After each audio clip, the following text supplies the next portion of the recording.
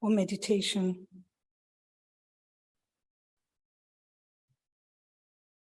There will now be an opportunity for silent prayer or meditation.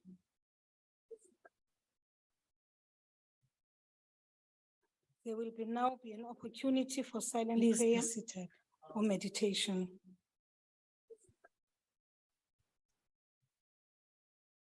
There will now be an opportunity for silent prayer or meditation. No medication.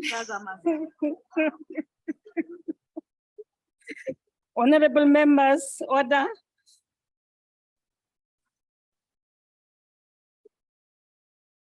Order. Honorable members.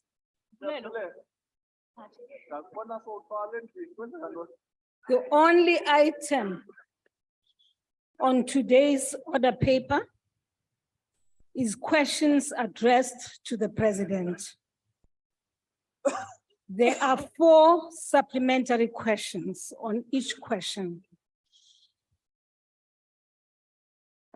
Parties have given an indication of which questions their members wish to pose a supplementary question. Adequate notice was given to parties for this purpose.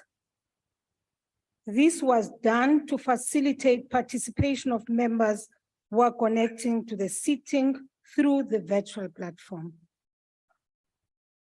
The members who will pose supplementary questions will be recognized by the presiding officer.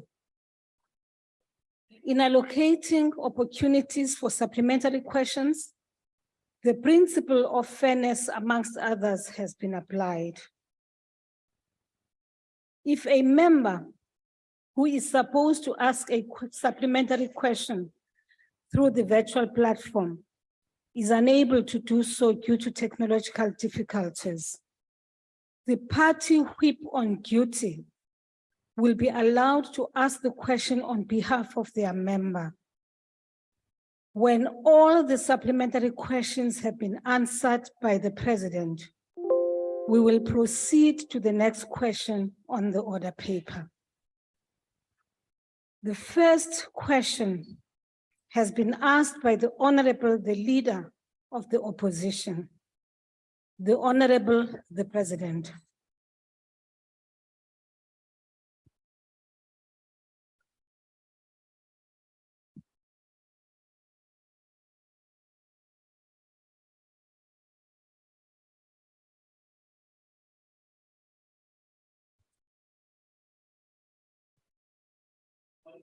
Honorable Speaker.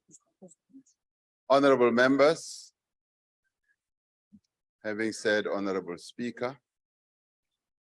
the debt that is owed to Eskom by our municipalities, as well as government departments, stands at more than 50 billion rand. We have made it clear that non-payment for services is unacceptable and have taken a number of steps to ensure that payment of these debts is recovered. For this reason, we have established a multidisciplinary revenue committee, and Eskom is part of this committee, to address payment of debt to the utility by municipalities and various other organs of state. To assist municipalities across our country to pay what they owe Eskom, the Department of Public Works and Infrastructure pays the service charges and property rates for its properties on behalf of client departments. For the month of September 2022, and as an example, the department paid 575 million rand for property rates and municipal services, and processed invoices to the value of 51 million rand to Eskom. Where there are disputes, as there often are, the department pays what is not disputed and engages the municipalities for amounts and accounts that are disputed. The department has made significant progress on the reconciliation, the verification, and the settling of debts that are owed to municipalities. Because of its concurrent function, the department coordinates reports from provincial public works departments on a quarterly basis to verify if the public works sector pays its municipal debts. Where there are challenges, the department engages with established provincial forums with municipalities to resolve disputed accounts. In conclusion, regular engagements are taking place with the relevant departments and various treasuries to resolve all outstanding debt. The Department of Cooperative Governance and the South African Local Government Associations are part of these consultations that are ongoing for amounts that may be incorrectly reported. So this is an ongoing process, and we are hoping that it will continue to gain traction and result in a situation where less and less municipalities, as well as government departments and entities, owe less money to Eskom. Thank you, honorable members. I thank you, Honorable President. The first supplementary question will be asked by the Honorable, the Leader of the Opposition. You may be seated, Mr. President. Thank you very much. Thank you very much, Madam Speaker. And I'm glad that you feel that non-payment is unacceptable, Mr. President. Because I don't need to tell you how the public feels about the outrageous attempts by government to expand the Ministerial handbook in order to grant even more free perks to the extremely well-paid ministers of your cabinet. And by now, I would hope that you know just how furious South Africans are, and they have every reason to be so. Remember, this gift of unlimited free electricity and water came on top of the extremely generous perks that ministers are already pampered with. It includes 20 million rand spent on vehicles during the lockdown period and 2.6 million spent on generators at ministers' homes so that they don't have to feel the effects of their own failed policies. Given this justified public outrage, and given your own insistence, and you've repeated it today, that users pay for the electricity, it's surely right that the members of your cabinet should pay back any additional financial benefits they receive in the 6 months between April, when the new handbook was snuck in, and last month, when you hastily retracted it. Mr. President, have you instructed your cabinet ministers to pay back the money? Thank you.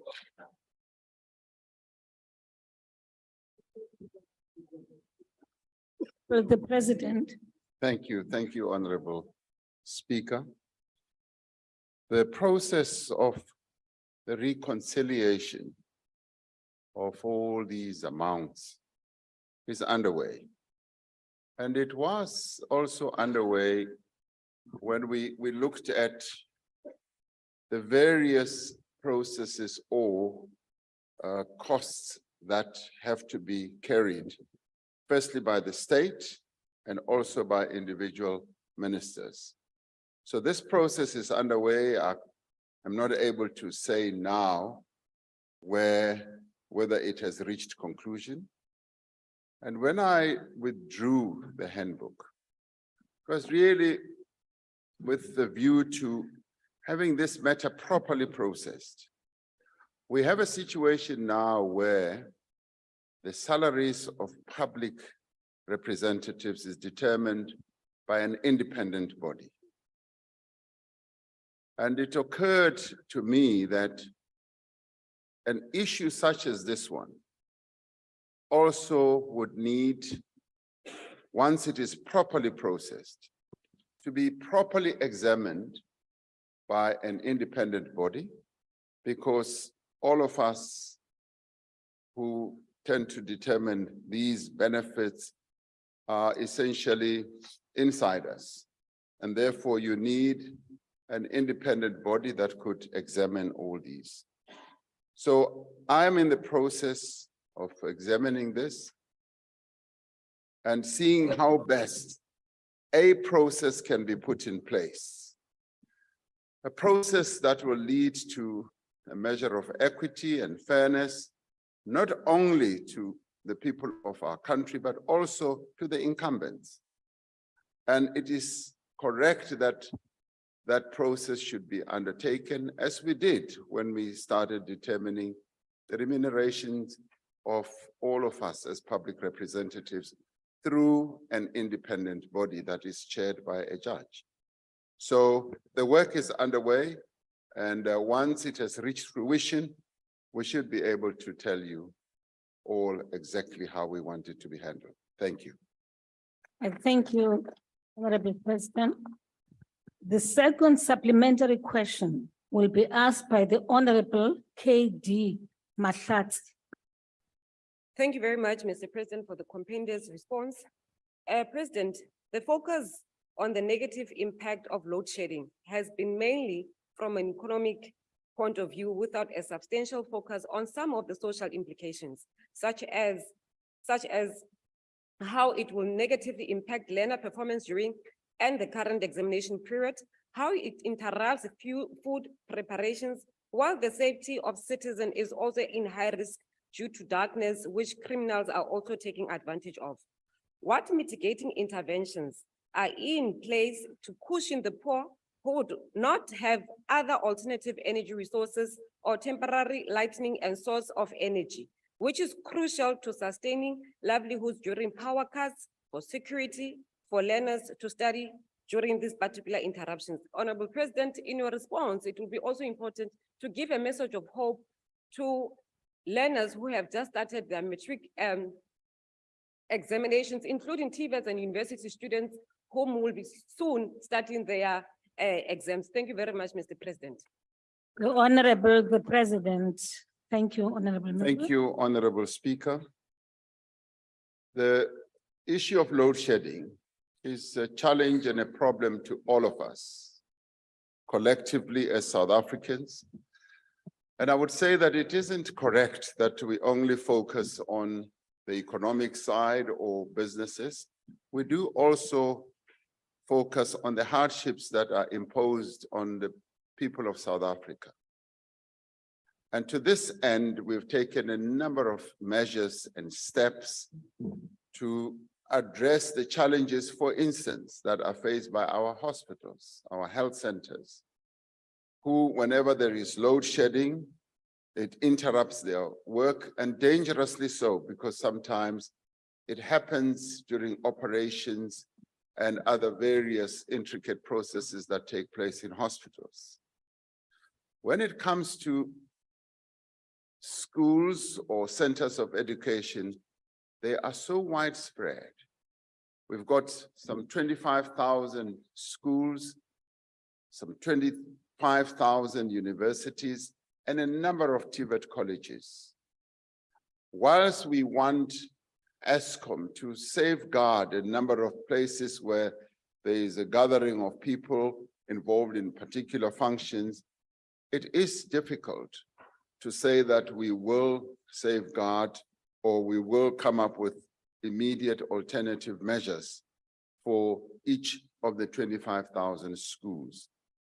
We continue to address the challenge of load shedding through a variety of ways, and we are hopeful that as we move on to implement the measures that I will talk about in the next question, we will be able to see some success. We do focus on the poor of our country, even during difficult periods of load shedding. And you will all know, honorable members, the extent to which government has gone to ensure that those who are indigent are able to get some measure of assistance from the state. And to date, we've got some 2 million such who are assisted by the state. When it comes to the positive message that one can give to learners, I was in the Eastern Cape and had the pleasure of seeing those young learners who are going to write their exams, and I encourage them and I encourage them to be focused as they go into their exams. And I said to them they should ensure that they write as effectively as possible so that they can be successful in their exams. They were very positive. I was rather pleased that young people are going into these exams fearless, hoping that they are going to succeed. And that is the positive disposition that we want to see amongst our learners. And I would say that even at university level, I happened to be at the University of Fort Hare and interacted with some students there who are getting ready for their exams. And the same positivity was exuded. And I was rather pleased that we've got a new generation of young South Africans who are looking forward to the future positively, and even as they enter a difficult period of their own exams. So I encourage all the young people in our country who are currently writing exams to be positive and hope for the best results. Thank you, Madam Speaker. I thank the Honorable the President. The third supplementary question will be asked by the Honorable W. Wessels. Thank you, Honorable Speaker. Mr. President, the Premier of Gauteng recently tweeted that he calls on central government to take over the outstanding debt of Soweto to Eskom. Given the dire fiscal position of the state currently, does the President agree with this stance? And if so, how will this affect our fiscal position and how will we manage this? But also, given the fact that municipal debt, not only of Soweto, is currently out of control at 35 billion rand, how is this situation going to be handled to balance our fiscal position, but also save Eskom and also manage the fact that municipalities and residents can't afford to pay that outstanding debt? I thank you. I thank you, Honorable Member. The Honorable the President. Thank you, Honorable Speaker. One can understand where the Premier is coming from.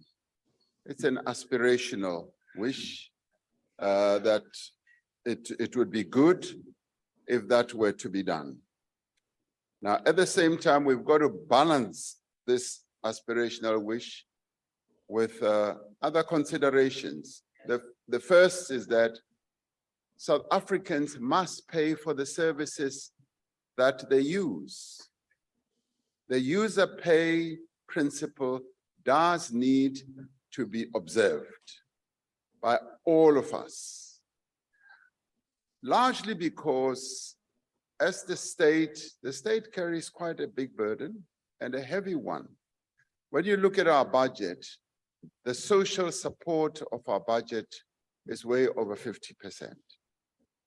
But at the same time, one understands the hardships that the people, not only of Soweto, but poor people around our country are going through. Prices of nearly everything have gone up. At the same time, we also have to understand Eskom's own position. Eskom is reeling under a huge burden of debt. So when one looks at all those three considerations, one needs to arrive at a balanced conclusion. Firstly, look at the burden on the state, the enormous burden that our people carry, poverty, unemployment, and in some cases, hopelessness. And at the same time, look at the burden that Eskom carries. Now, with all this, I can understand where the Premier comes from, and we therefore need to have a balanced discussion to see how best these problems that, yes, our people in Soweto and a number of other places. I mean, there are many municipalities that owe huge amounts of money to Eskom. And that is under discussion, and we're seeking to find ways of addressing municipal debt. debts can be written off, but sometimes there needs to be conditions under which debts can be written off. And it happens all over the world. And in this case as well, discussions therefore need to be entered into to see how we balance everything. So let me say the Premier is not mad, and our people's needs are recognized, and the burden on the state should also be recognized. So if we can take all these into consideration, I'm confident we'll have a very good outcome. Thank you very much. I thank you, the Honorable the President. The last supplementary question will be asked by the Honorable NLS Kwangwa. Ndimasiari President. Thank you very much. President, yes, indeed, we need to bring an end to Soweto exceptionalism. There's a lot of noise and deceiving. Order. President, I think, you know, when you're talking about undertaking and maintenance, it's going to solve load shedding in the short term.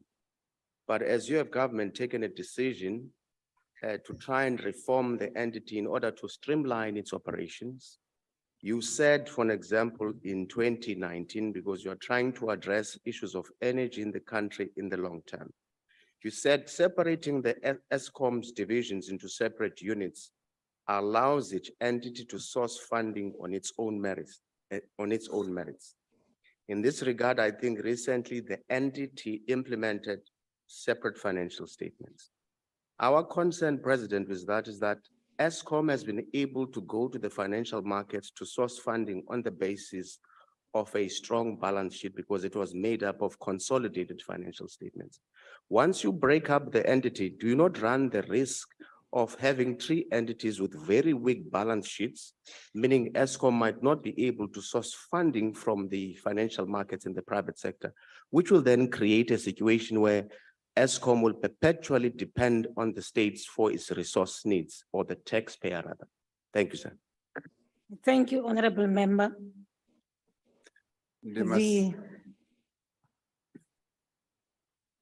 Thank you, Honorable Member.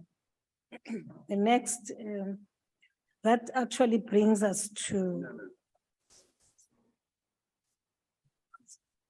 Honorable Members. Yes, it is the President. The Honorable the President. Thank you, Honorable Speaker. I apologize for rising before you gave me permission. Ndimasiari bonkwangu. Ndoba zwidivi uri vakonwamba Luvenda. Lori buangamanda. Ndoba gudisa na zwingwe za Chivenda.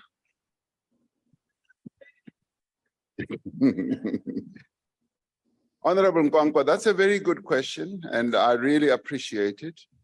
The process of restructuring Eskom into the three entities indeed is in the end going to make the financing of Eskom a lot easier, because the balance sheet, yes, will be streamlined into three entities. But remember, one of the proposals that we've put forward, which we still need to properly synchronize with where we want to go, is that Eskom Holdings will be the holding company, and its statements will consolidate the statements of the three entities.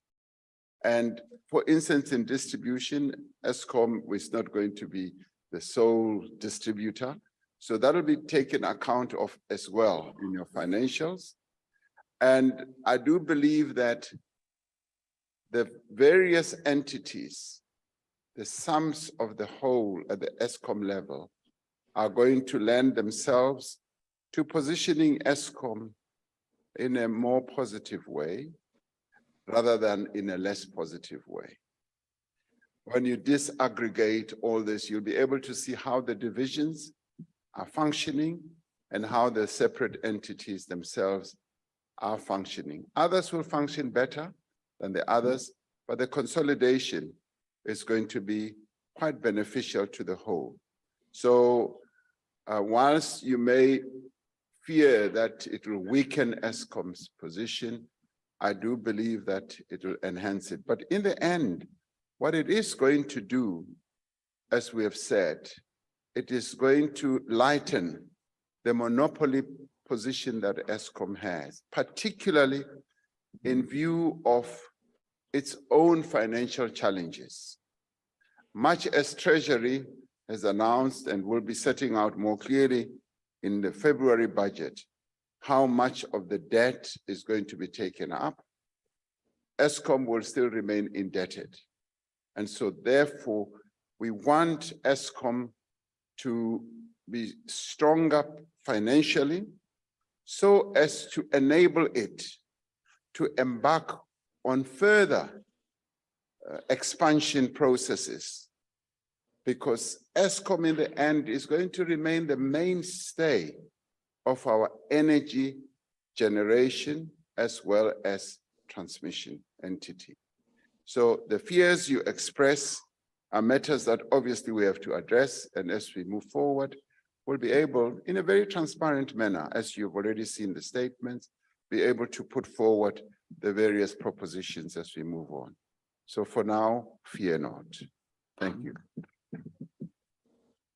Thank you, Honorable President. That brings us to the last supplementary question. And the next question now is question number 20. And it has been asked by the Honorable J.S. Malema on the virtual platform. Thank you, Honorable Speaker and honorable members. The causes of the recent extensive load shedding that we have been experiencing are both structural as well as operational. Among the structural challenges are the fact that there has been insufficient investment at the Eskom level in new generation capacity or new generation built that was needed 2 decades ago. And this has resulted in the end in a national capacity shortage of between 4,000 and 6,000 megawatts. I have articulated this in the past in this very house. This situation obviously was made worse by the delay in building Kusile and Medupi, the faulty designs that has accompanied that whole build, state capture and corruption, and the loss of experienced staff, but also the halt of maintenance at Eskom. I recently heard that real serious maintenance had been halted for quite a number of years. At operational level, and as a result of these challenges, power stations were run very hard to their maximum capacity with poor reliability on maintenance and neglect of midlife refurbishments. Now, with respect to the position of the Group Chief Executive Officer of Eskom, the Group CEO was appointed on a 5-year contract in January 2020. The Group CEO reports to the Eskom board, which conducts performance reviews against agreed targets. The new Eskom board was appointed, as we all know, on the 1st of October of this year, and will be given the space, and should be given the space really, to assess what needs to be done to improve efficiency of the existing plant and effectiveness of the management and operators at all levels. And this is a process I believe that they have started to embark on or will be embarking on soon. Now, the new board has the skills, the experience, as well as the expertise to undertake a thorough assessment of current executive leadership at Eskom and take whatever steps they consider necessary to address areas of weakness. and they must be given the space to do so. As announced in the State of the Nation address in February and in an address to the nation on the 25th of July of this year, a range of initiatives are currently underway as a matter of urgency to address the load shedding that we are going through right now. This work, which is being managed by the National Energy Crisis Committee, which is lodged in the presidency and coordinates the various departments, includes ensuring that the units at Kusile are brought into commercial operation and expediting what needs to be expedited at Medupi. The implementation of reliable maintenance through a focus on quality maintenance, but also the recruitment of experienced staff. And we did say at some stage we are going to even bring back some of those old power station managers who not only know the power stations, but who know the sounds of the machines that operate at those power stations. And a number of them who had gone to various places around the world have indicated a great willingness to come back and be utilized. And also, we're focusing on the use of original equipment manufacturers. We're also focusing on 6 priority stations where the maximum benefit can be achieved by improved performance. And these are Kendal, Majuba, Duba, Mata, Tutuka, as well as Kusile. Coordinating efforts also with law enforcement agencies to address sabotage, theft, and fraud continues to disrupt the operations of power stations. A lot of progress is being made in this regard, and we're pushing back the frontiers of fraud and corruption. The other one is addressing the Eskom debt, which we've spoken about, as well as ensuring that we implement the just energy transition. Now, this work is obviously taking place alongside efforts to accelerate initiatives to add more generation capacity to the grid through gas, solar, wind, and hydro. And all this is part of our mixed energy plan, and we want to see all these things coming into play so that all these initiatives help us to address the load shedding that we are going through right now. Thank you, Honorable Speaker. I thank you, Honorable President. The first supplementary question will be asked by the Honorable J.S. Malema.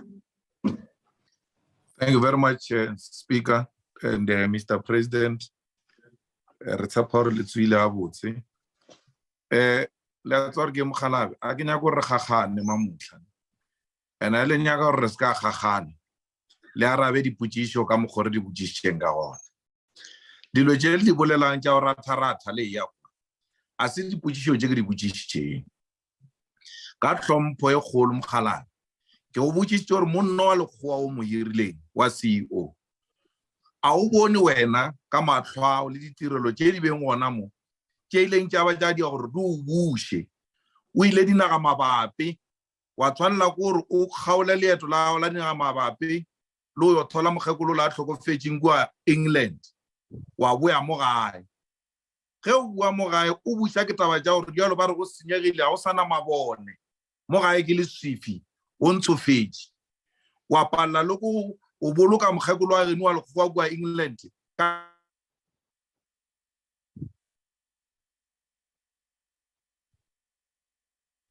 jwalo rena re be re le mo leswiswing ke wena o bua gore no batho ba le ba shetse ka gara le swiswi re ke boele morago wa palla go boloka mogekolo wa reno ga botse jwalo taba tsewe di o tshwentse di jwalo tsa ba ja di ro kgaola leeto la naga mabapi o boe wena monna wa legwa o mono re wa palelwa na ka gore monna o ba le company ya o dia maswana le o tsentša dijo ka gara mapetlelo a palela ke maswana le dijo tša ka gara mapetlelo jalo o mpotše gore na taba ya mohuto moso ya bothata-thata ya motlakase o tlo e kgona jwang ka gore o šetše a bontšitše gore o a palelwa monnong bolelang nnete Okay, re a just a- palelwa ke Okay, monno just so a point of president privilege. Honorable Malema, just a point Yeah. of privilege on my side, please.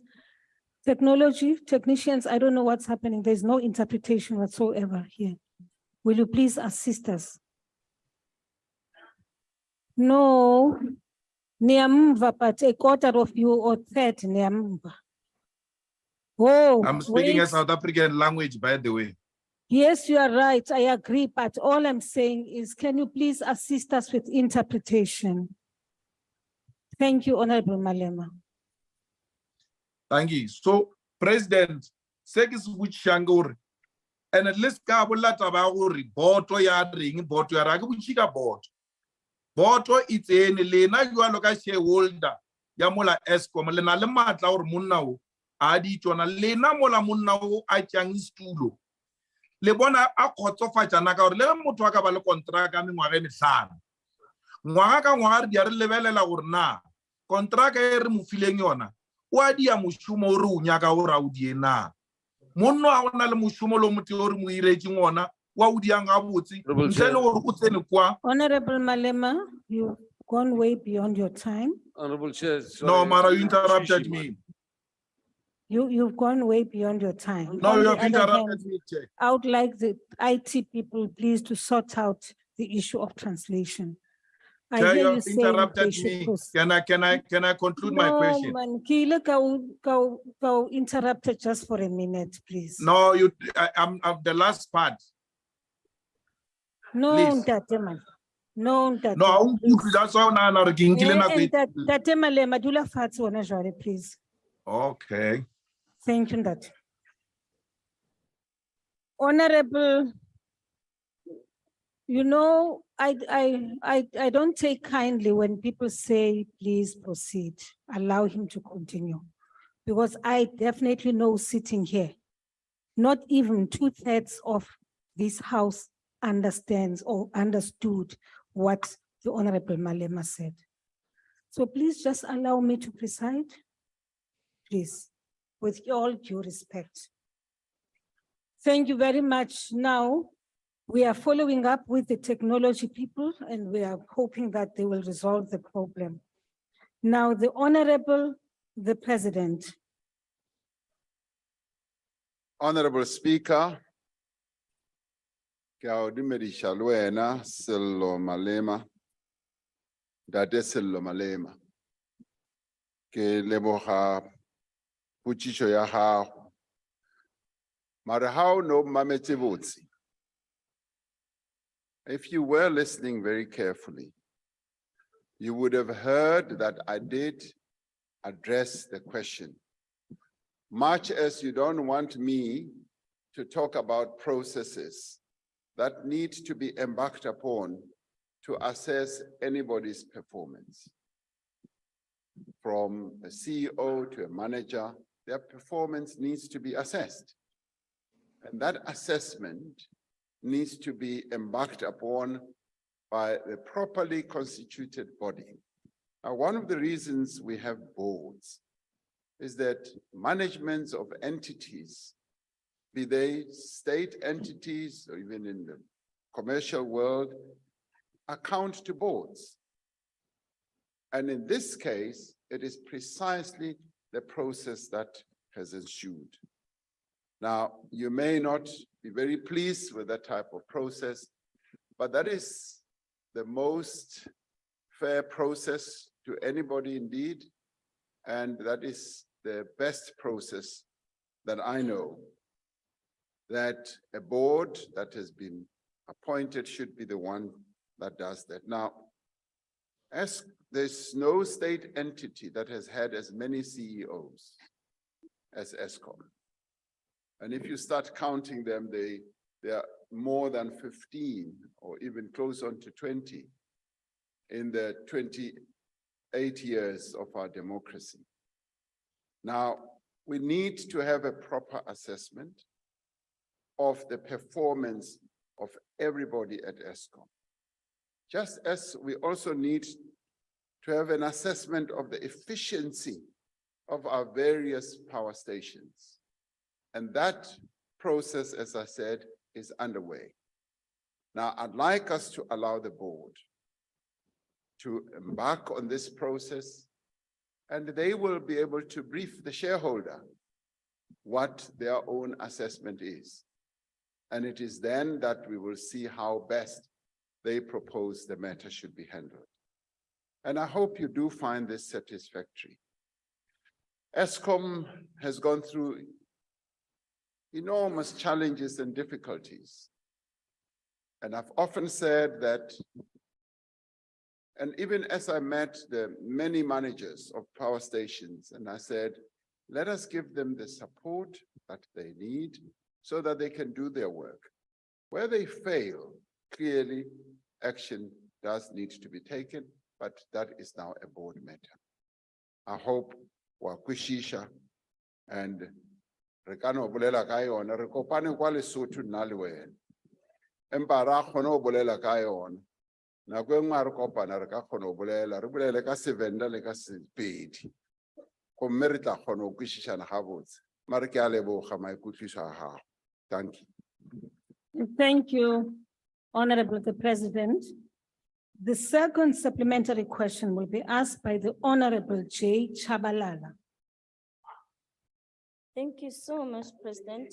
Dimasiare, members of the President, while the question was asking about CEO, I thought maybe it's quite important for us to say we welcome the new board as led by Mr. Mpomagwana, a man of good credibility, who has sustained Safcol, who's been the board chairperson of Safcol, a Safcol that would have received unqualified audit opinion, and who would have been self-sufficient, a state entity that we're very proud of. So we wish him luck with the entire team, President. We've got confidence in him that he will bring back what we really need. Honorable President, there are sections of society, particularly small business and low-income households, that draw morbid satisfaction with the issue of load shedding because it affects household electric appliances as a result in foregone revenues for small businesses, among other things. While these sections of society, Mr. President, had hoped that the Minister of Finance in his MTBPS would have announced the sustainable solution to address Eskom debt, which currently denies the utility a space to conduct its reliability maintenance to minimize load shedding. This was not the case. Its announcement was really of this solution, Mr. President, was postponed to next year, 2023. Therefore, Mr. President, the most important question is that small business and low-income households that are loathsome about the issue of load shedding would really appreciate your response to these matters, Mr. President, but to also say what measures are in place to ensure that the postponement of sustainable solution to address Eskom debt does not affect the space in Eskom. Thank you, Thank you so much. Thank you. Thank you. The Honorable the President. Thank you, Honorable Speaker. Honorable Chabalala, thank you for the question.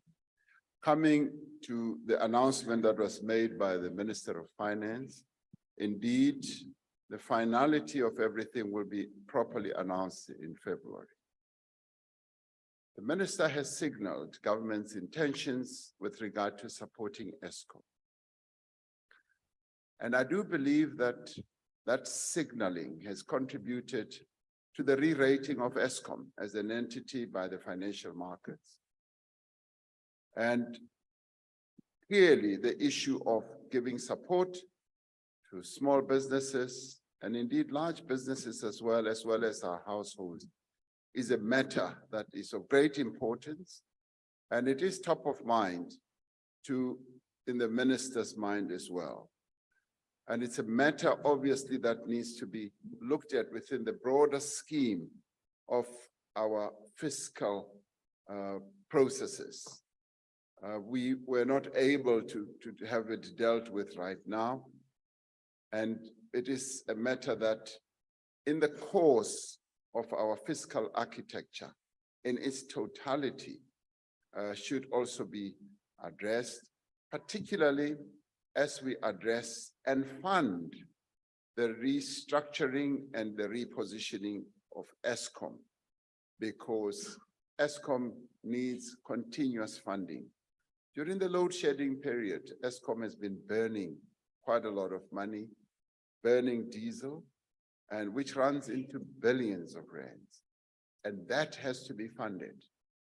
And Eskom, with the debt that it's carrying now, finds that that burden continues to increase.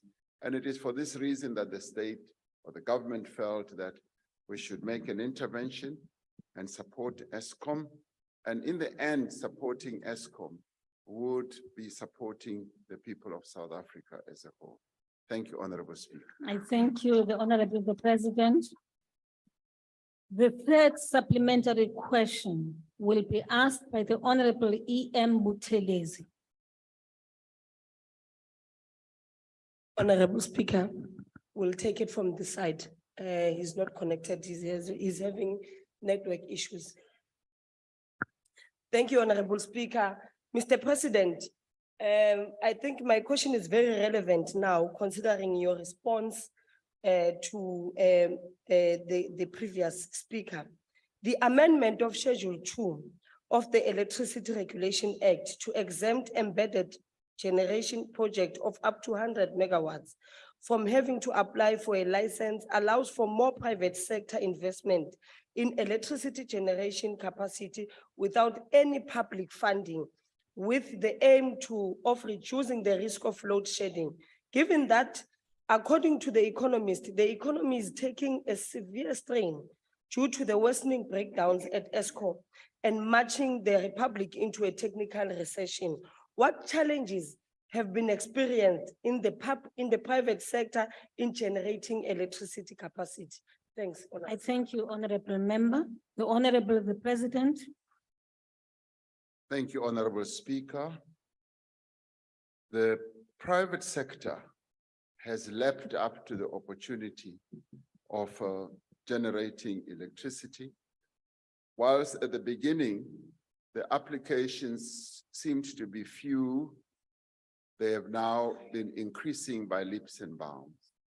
And we're finding that a number of companies are coming forward, from your heavy metal and mining companies to a whole range of others. So I would not say that they are experiencing challenges. The good thing, as you correctly say, is that their generation is not going to be funded by the public. They are going to be funding the generation, and any excess will then be pumped into the grid. And that is something that we should welcome, because lightening the burden on Eskom with regard to funding further and more generation is an important one. Not that Eskom is going to stop generating electricity, as other people have thought that we're weakening Eskom in this regard. We actually even strengthening Eskom so that more electricity can be generated. As our economy grows, even at the poultry levels at which it is growing, it requires more and more generation. So the private sector is going to be filling in a very important gap as far as I'm concerned. Thank you, Honorable Speaker. Thank you, Honorable President. The last supplementary question will be asked by the Honorable A.M. Sheikh Imam. Thank you, Honorable Speaker. Mr. President, I had the opportunity the other day of watching a video of a gentleman who says he is the most skilled and expert on energy in South Africa, more than anyone else. And he's of the opinion that you will not solve the problem at Eskom, and even your alternative energy that you're talking about will not work.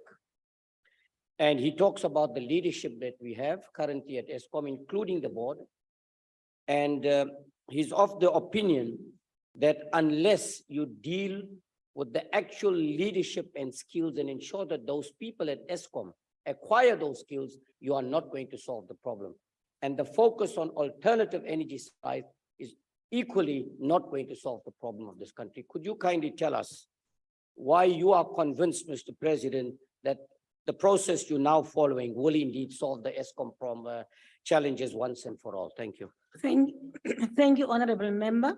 The President. Thank you, Honorable Speaker. Honorable Imam, I'm always ready, willing, and prepared to meet people who characterize themselves as the best, as the only ones who have the solutions. Those are the people that I'd like to meet, because they obviously, I say we don't have the monopoly.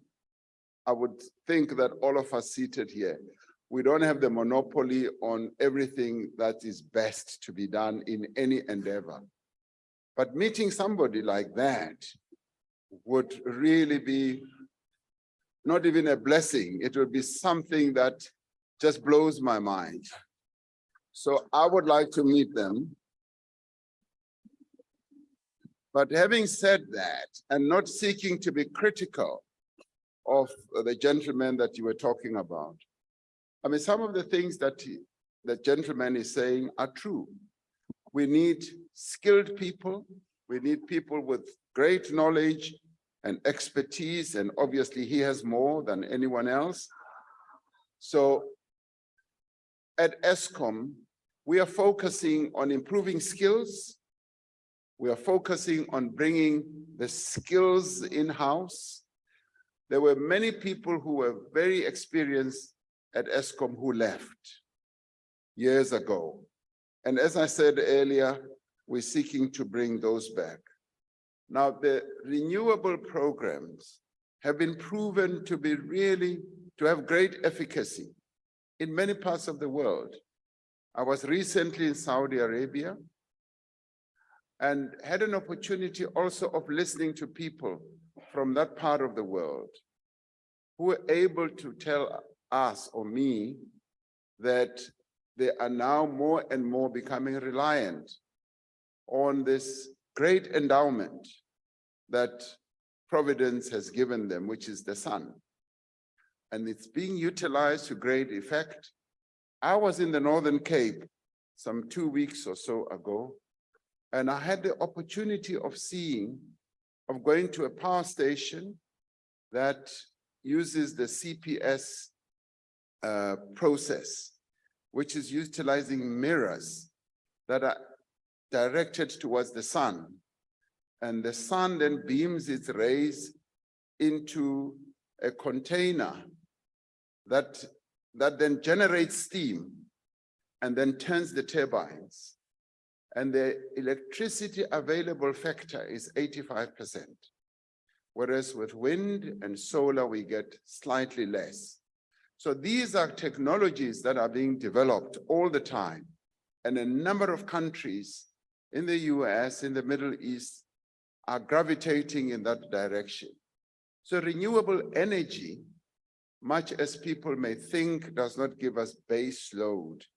I found that the CPS system does contribute to base load, and it's a process that we should look at. And if you recall, our integrated resource plan says that we should have a mixed energy architecture to be able to use wind, sun, solar, hydro, even nuclear, as well as gas and the coal that we are also using now. So it does not exclude renewables. So renewables are very much part of the whole architecture. And I don't think it would be wise, even if in the eyes of the world's expert that you met or listened to, believes that we should discard renewables. We are not ready to do that. We are committed to a particular path which gives us optionality across all sources of energy. And I think we should stick to that path. Thank you very much. Thank you, Honorable President. Honorable members, I'm informed that there is interpretation on the virtual platform. There are capacity challenges, re-availability of all language here right now. This is caused by the fact that the National Assembly and the NCOP are sitting simultaneously, and they are both on hybrid, which means that there must be 4 interpreters at any given time per language. I'm now I've directed the administration to attend to this matter. So please bear with us, honorable members. I thank you. Honorable members, we are now on question number 21, and it has been asked by the Honorable R.M. Semenya. The Honorable, the President. Thank you, Honorable Speaker. The Infrastructure Fund is an important part of our economic stimulus and recovery plan. This is because the substantial contribution that infrastructure investment can make to economic growth is quite substantial. The Infrastructure Fund provides government support for the co-financing of projects that blend private and public capital resources. This is intended to encourage greater involvement of concessional lenders in our public infrastructure effort and build a credible pipeline of social transformation projects over the short term to the medium term. Government has committed 100 billion to the Infrastructure Fund. The fund will use government's investment to leverage almost 1 trillion rand worth of infrastructure investment over the next 10 years through the blended finance initiative. The fund itself aims to support projects in a variety of sectors, be they energy, water,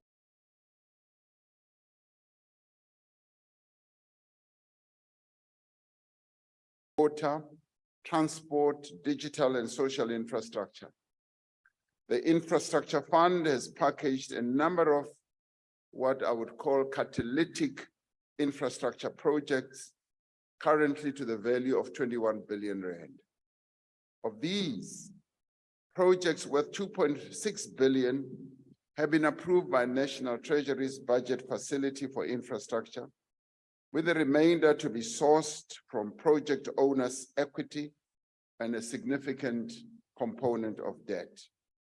Social infrastructure projects approved for funding include student housing infrastructure and social housing as well. Phase 1 of the Olifantspoort and Ebenezer Dam supply project was also approved. The Infrastructure Fund has submitted 8 projects for the next big window of the budget facility for infrastructure.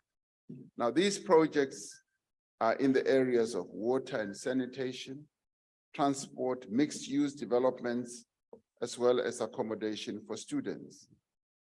The fund has played an important role in packaging social infrastructure projects, such as this Gauteng Schools program, which aims to design and construct schools in the province. The fund is collaborating with government departments and institutions to expand blended finance project pipeline. Projects that could form part of this pipeline would stimulate socio-economic development through investment that will enable effective wastewater treatment plants, efficient cross-border trade and movement of people. Now, the fund has taken some time to get going, but it is now proving to be an important driver of new investment in social infrastructure. And I do believe, as I said when I announced the foundation or the formation of this fund, that it is going to contribute greatly And already at its beginning stages, it is proving to be the case. Thank you very much, Honorable Speaker. To the Honorable the President. The first supplementary question will be asked by the Honorable R.M. Semenya. Thank you, Mr. President. The answer. Your Excellency, building a capable developmental state underpin the 7 priorities of the 6th administration so as to address the weaknesses of the state capability and corrupt practices which led to the weakness in efficiently implementing project infrastructure development. The success of the infrastructure funds is dependent on the success of the project delivery and the capability to efficiently implement projects, particularly when financed through blended finance, which includes debt contractual agreements. My follow-up question, Mr. President, is how will the government ensure that all implementing agents has adequate capacity and technical capability to effectively manage the project cycle to improve the infrastructure development within the project scope? I thank you, Mr. President. I thank you, Honorable Member.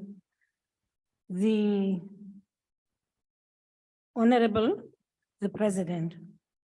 Thank you, Honorable Speaker. Honorable Semenya, very, very briefly, one of the areas that we focus attention on, particularly after I appointed Professor Cyril Ramaphosa, who is a civil engineer, is that we should focus initially on project preparation. We found that to be a great weakness in government, that many projects are not properly packaged and there is very little proper preparation. And when you don't have proper preparation, that is often done by your experts, your engineers, your accountants, and all those type of skilled people, you find that in the end, you embark on a project, there are cost overruns, faulty designs, and a whole range of other anomalies. So project preparation has been an area of focus, and I'm really pleased that we were able to find a person who's an engineer, bring them into government, into the presidency, working together with the Ministry of Public Works and Infrastructure to focus on that. And through that, they've been able to attract skilled people and even train young people who are being educated in the variety of disciplines like that. So I do believe that we are now better prepared to embark on major infrastructure programs or projects because the preparatory work has been really well packaged. Thank you, Honorable Speaker. I thank you, Honorable President. The second supplementary question will be asked by the Honorable, the Leader of the Opposition. Thank you, Mr. President. Mr. President, talk about new infrastructure means very little if we can't maintain existing infrastructure. Now, Durban, for example, is facing an economic and environmental disaster. I visited eThekwini last week, and 17 of their 22 wastewater treatment plants are not working. 80% of the sewage pump stations are not working. This means that raw sewage is literally pouring into the city's rivers, onto the beaches, killing ecosystems, and into the sea. And it's polluting the beaches and the harbor. Now, most of the major beaches in Durban are now closed and are unlikely to open in time for the very important summer tourist season. International rugby matches have had to be cancelled, and there's doubt over next year's Duzi Canoe Marathon. Durban desperately needs its tourists in summer season, where it can make sure its hotels and restaurants and the economy can keep moving. But the threat of the E. coli infection is going to prevent that. Now, clearly, eThekwini cannot fix this mess. 6 months later, they're still blaming the floods. And so I must ask you today, Mr. President, what is your government's plan to try and prevent this environmental and economic catastrophe in Durban? I thank you, Honorable Member. The Honorable President. Thank you, Honorable Speaker. Thank you, Honorable Steenhuisen, for pointing out. No, I know you're not an expert. For pointing out the challenges that eThekwini is facing, and specifically Durban. But let me say, it's not only Durban. It's a number of other places also around the country where wastewater treatment plants have broken down to a point where sewage just runs in our streets, yes, into the rivers, and finally, as the rivers empty into our seas and our beaches, impacting negatively also on not only tourism, but business generally, because the more our cities and towns are not properly maintained, the more investors will just flee and not find our cities attractive. Now, this challenge in Durban has been identified, and I've discussed it quite extensively with the mayor and the deputy mayor as well, as also with the premier. And as I said, it extends beyond just Durban. The important thing is that the realization is there and the will to address it is also there. What we need to harness and to bring together is the skills that need to be brought to bear to address this challenge. And I can give you a good example of another municipality, which I've been given quite a bit of information on in the Free State, Machabeng, where their wastewater treatment plants had also broken down, many of them, and I just forget the number, but it was well over 80%. And all that the new mayor needed to do was to bring in skills, to lay out the funding, to ensure that the funds will be used properly. The municipality had lost skills. It no longer had engineers. It no longer had the technically well-trained people. And what he has sought to do is to employ those skills, bring them in-house, and get them to focus on addressing those challenges. Now, you will find that this is a common problem in many parts of our country. And this is now a reality that we have to address. The beginning parts of your question was that we've got to focus on maintenance. And that's absolutely true. And even as we look at our infrastructure rebuild, we're focusing on saying, let us maintain the infrastructure that we have. And even as we build new infrastructure, allocate a budget for maintenance. You've got to have a percentage of your budget that will be focusing on maintenance. So you're absolutely right. And these are areas that are being focused on.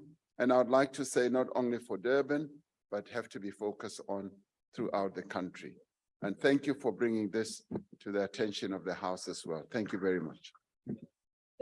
Honorable the President, the third supplementary question will be asked by the Honorable N.V. Mende. Thank you very much, Speaker. Mr. President, the immediate and urgent social infrastructure development that South Africans, especially the impoverished communities, need right now is water, electricity, and sanitation infrastructure. Our people drink water with animals, do not have affordable and dependable electricity, and their streets are lined with raw sewage. I challenge you, Mr. President, to go to Bloemhof, Wadrin, Lekwatimane local municipality in the Northwest to see how our people open the door only to step into the raw sewage, and their children are always sick. In fact, this is the case in all Black townships and villages in this country. What's even worse, Mr. President, with what you are saying of Machabeng. All municipalities in South Africa do not have capacity to maintain or build infrastructure. Yet you always throw around big figures of social infrastructure development. And this does not translate to any quality service to our people. And yet lately, Mr. Direte confessed in Parliament that indigent households are not even 50% of those that were supposed to be receiving free electricity. And this is because your municipalities are not registering indigent. So are they not providing water for free in our communities? Now, Mr. President, what must happen in order for the municipalities to be capacitated and ensuring that they take care of our people, not take care of the elite? Thank you. Thank you, Honorable Member. The Honorable, the President. Thank you, Honorable Speaker. Honorable Mentor, you have just really articulated precisely the issue I was seeking to address in relation to a municipality like Machabeng. And indeed, Lekwatemane, the ward that you mentioned, would also fall in that category. And you're also alluding to another major challenge. We do find that many of our municipalities do not register a number of our citizens who are unable to pay on the indigent register.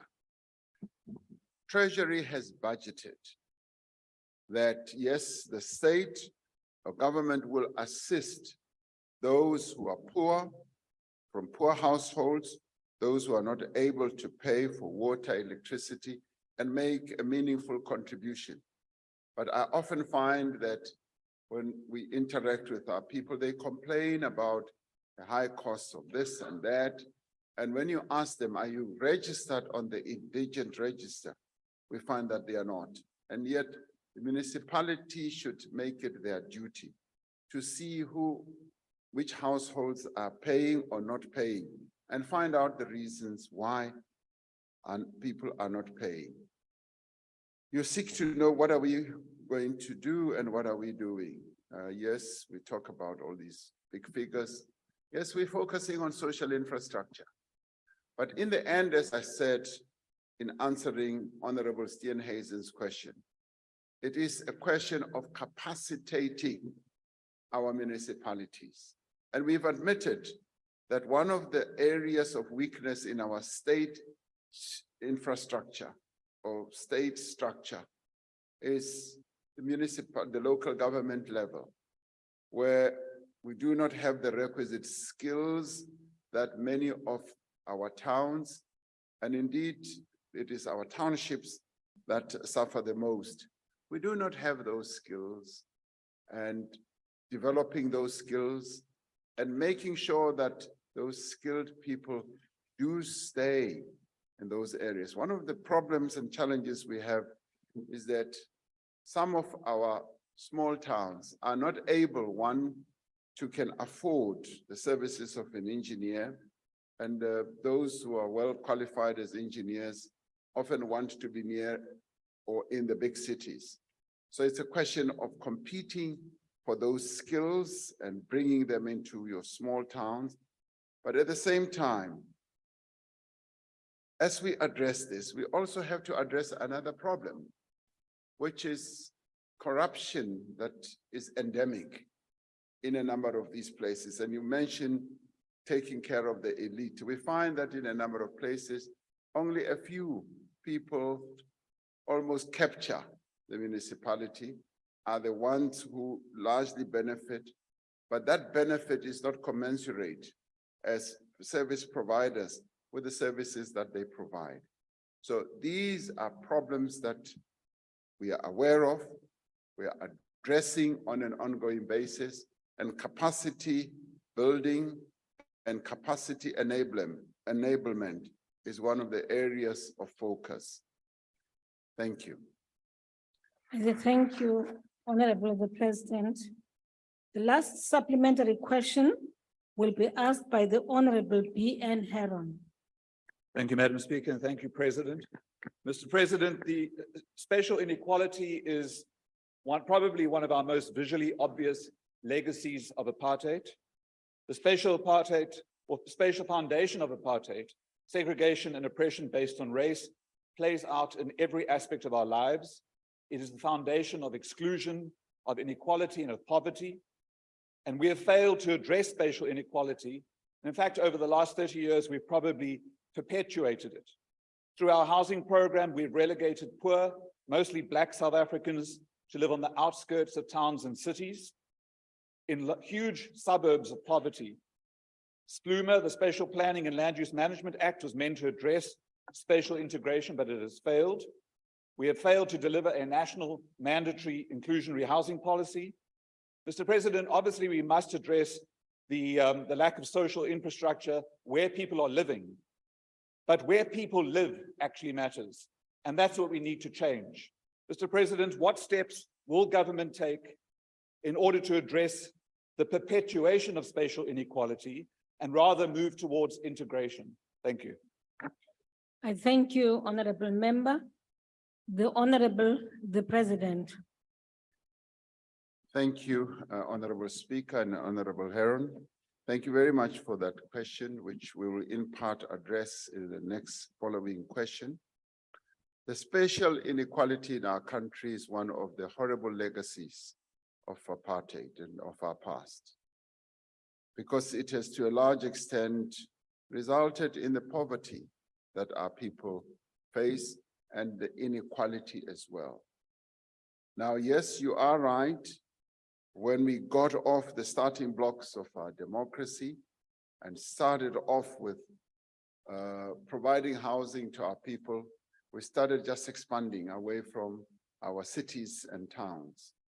Instead of densifying, bringing poor people into the city. All over the world, in many places in the world, poor people live inside or near the cities.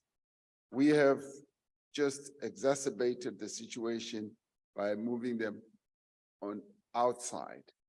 And you mentioned a very good concept, that the mandatory inclusivity of spatial planning. And that is precisely what we're now beginning to focus on. With the social housing programs that we've now embarked upon, where we now need to have social housing and build up rather than continue spreading out, it is one of those issues that we now need to address. So densification in the end is the answer. In the end, it is local government. Local governments are the ones who usually own the land in the vicinity of towns. They're the ones who are in charge of town planning. And another problem, of course, skills such as town planning are short and far in between. We just don't have good town planners like the Romans had. The Romans had great town planners. They were able to build cities. And if you look at the development of cities or just civilization, it was around building cities that humanity was able to move forward. Now, we need to do that. We need to bring people back into cities, particularly poor people, and do it through a mandatory inclusivity or inclusionary process of densification. So on that one, you are spot on, and I don't think we'll ever find anybody who disagrees with that. Because the amount of money that people spend on transport, where they spend up to 40, sometimes 50, 60% of their earnings on transport. But not only that, just the hours, the time that they spend in transit just to go to a workplace, and where they actually change modes of transport up to 3 times before they get to work, is totally unacceptable. And we need to turn back this horrible apartheid legacy and make it much more modern and to fit our situation and conditions, where we have to address poverty and inequality more effectively. Thank you very much. Thank you, Honorable President. Question number 22 has been asked by the Honorable N. Singh, the Honorable the President. Thank you, Honorable Speaker. The Presidential Climate Commission is really an essential part of our country's response to what we have described as the existential threat to climate change. The commissioners, supported by the Secretariat, make recommendations to government on the implementation of a just transition for our country. The Commission recognizes the high levels of poverty, inequality, and unemployment in our country. They also recognize the intensity of our greenhouse emissions and our economic vulnerability to a global transition to a low carbon economy. This Commission's recommendations to date have therefore focused on enhancing South Africa's commitment to lower emissions through a more ambitious, nationally determined contribution and establishing a framework to guide a just transition. The Commission will now focus on developing an implementation plan for the just transition framework together with all relevant stakeholders and institutions. This will include research work on the net zero pathways for each sector of our economy, local government planning, climate resilient development, and funding the transition journey that we have to embark on. An immediate priority is making recommendations on the energy mix and energy governance to achieve mid-century net zero emission target. These recommendations are due in the first half of 2023. The Presidential Climate Commission has a further function, which is to monitor and to evaluate government performance against the implementation of our climate commitments. The ambitious actions that the Commission has proposed, which have been developed through extensive stakeholder engagement as well as consensus building, will play a significant role in enhancing the effectiveness of our country's response to climate change and the implementation of a just transition. I think all of us look forward to those recommendations that are still in the making to ensure that we navigate our way through a just transition. Thank you, Honorable Speaker. I thank you, the Honorable the President. The first supplementary question will be asked by the Honorable N. Singh.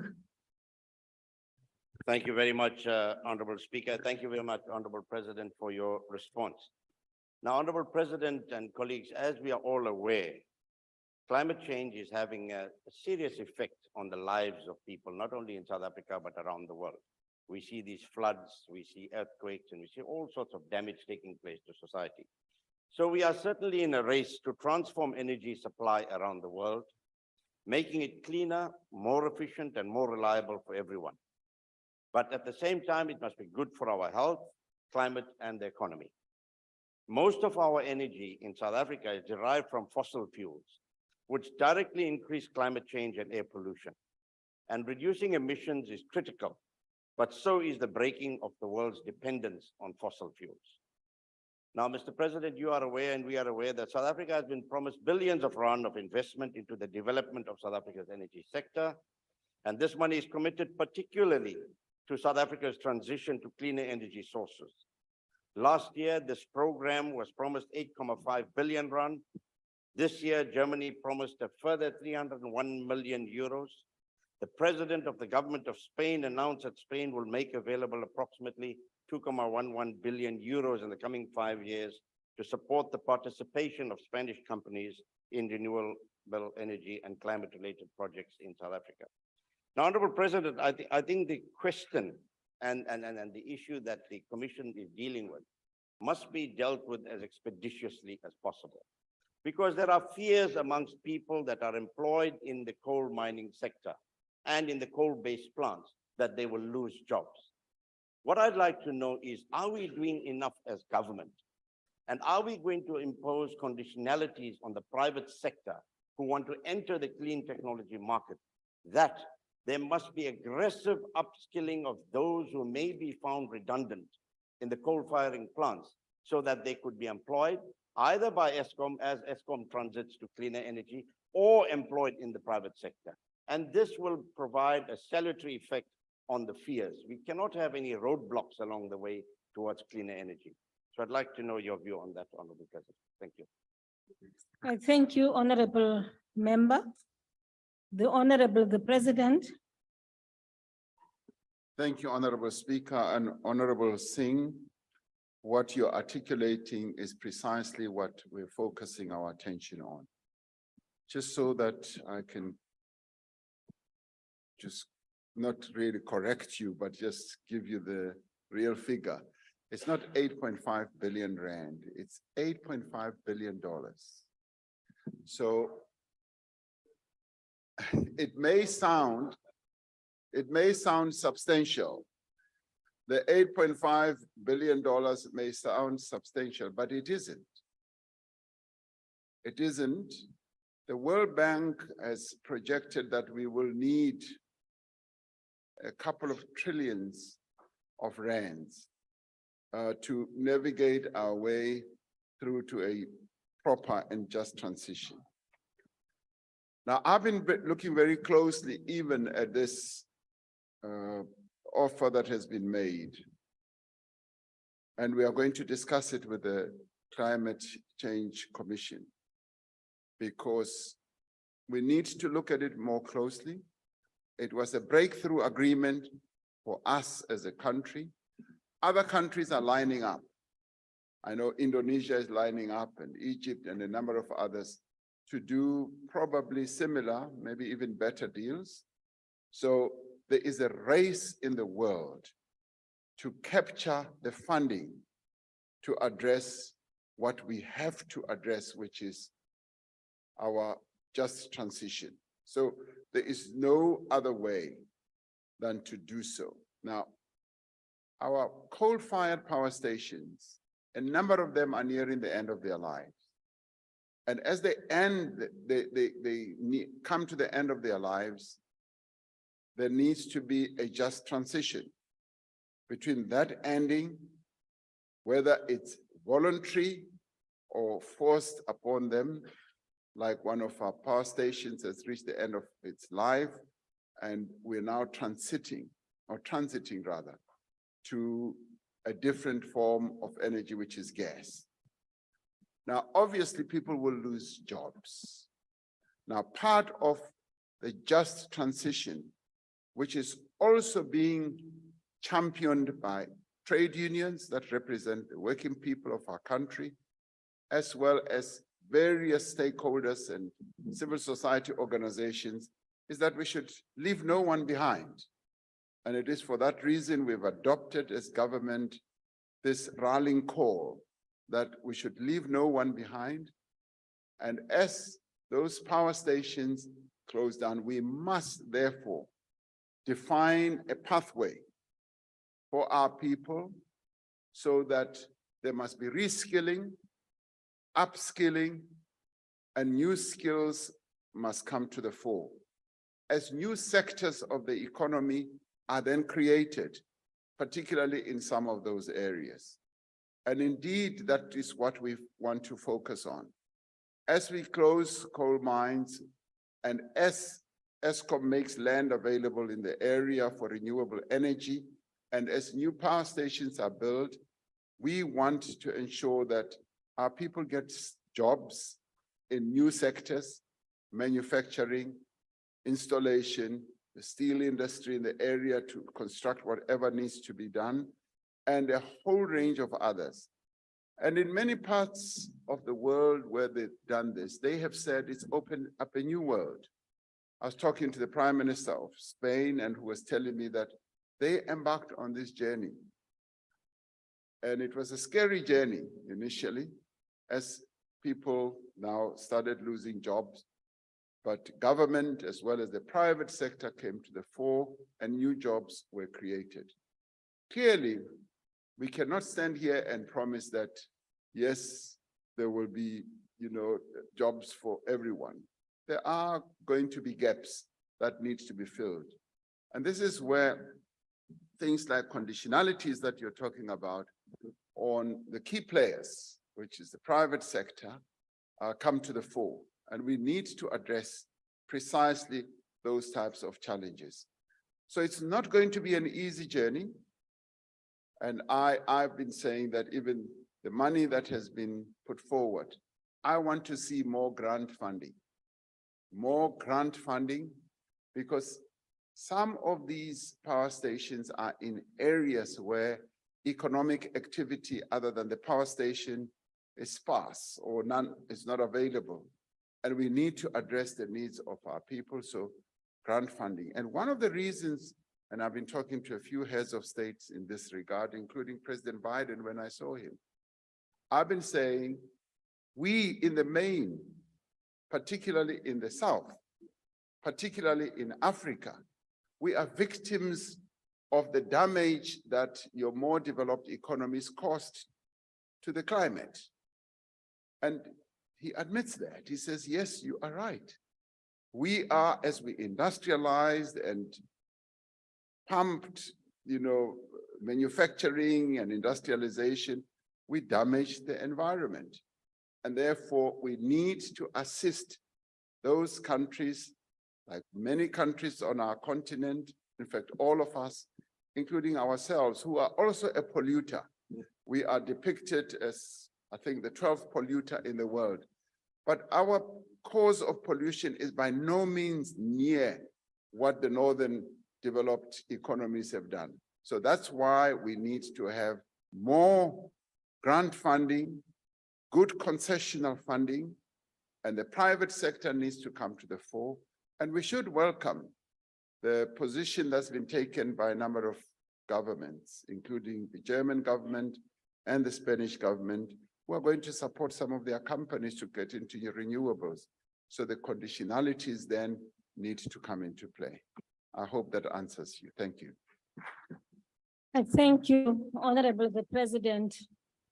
The second supplementary question will be asked by the Honorable PMP Modise.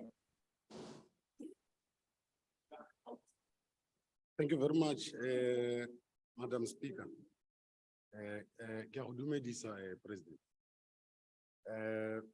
Mr. President, the Presidential Climate Change Commission embraces the concept of social compact in the just energy transition. And government acts as an integrator, also acts as a coordinator and a point of liaison within the social partners towards meaningful contribution towards mitigation and adaptation. Now, Mr. President, the establishment of the Presidential Climate Change Commission, since its establishment rather, what level of successes have government managed to record in terms of ensuring that all stakeholders respond positively and in unison towards the implementation of the climate change mitigation and adaptation plans? What will be the cost of meeting the climate change nationally determined contributions, also known as the NCCs? Thank you very much. I thank you, Honorable Member. The Honorable the President. Thank you, Honorable Speaker and Honorable Modise. Thank you very much for the question. You are absolutely right. What we are seeking to do to address climate change is to do it on a consensus building basis. And you're absolutely right that government has to be the coordinator. But we are very fortunate in that right at the beginning, we decided to set up the commission. The commission brings together various role players, from non-governmental organizations to government institutions to the private sector, as well as government and ministers. So we all together in this commission, and we exchange wonderful views. And there are also scientists, people who are well-versed, and some of whom could be world experts, as Honorable Imam was saying, who are so knowledgeable about the sector and who are also broad in terms of the various subsectors of environmental issues and challenges. So all this is brought together through this commission, and its task is really to seek to define a pathway for us to navigate us through the transition, to come up with very clear recommendations on what we need to do. What is the mitigation initiatives that we need to embark upon? And how do we need to adapt? So all that is going to come through their recommendations. What they have done so far is to actually define a very broad framework. They've given us a broad framework, and I'm glad that they're all still sitting together with government, working on all this. What is it going to cost us? As I said, it's going to cost us quite a lot of money. If we look forward to 2050, it's going to amount to trillions of rands. And what we are insisting on is that your more developed economies in Paris promised that they would be able to fund the transition by up to $100 billion a year.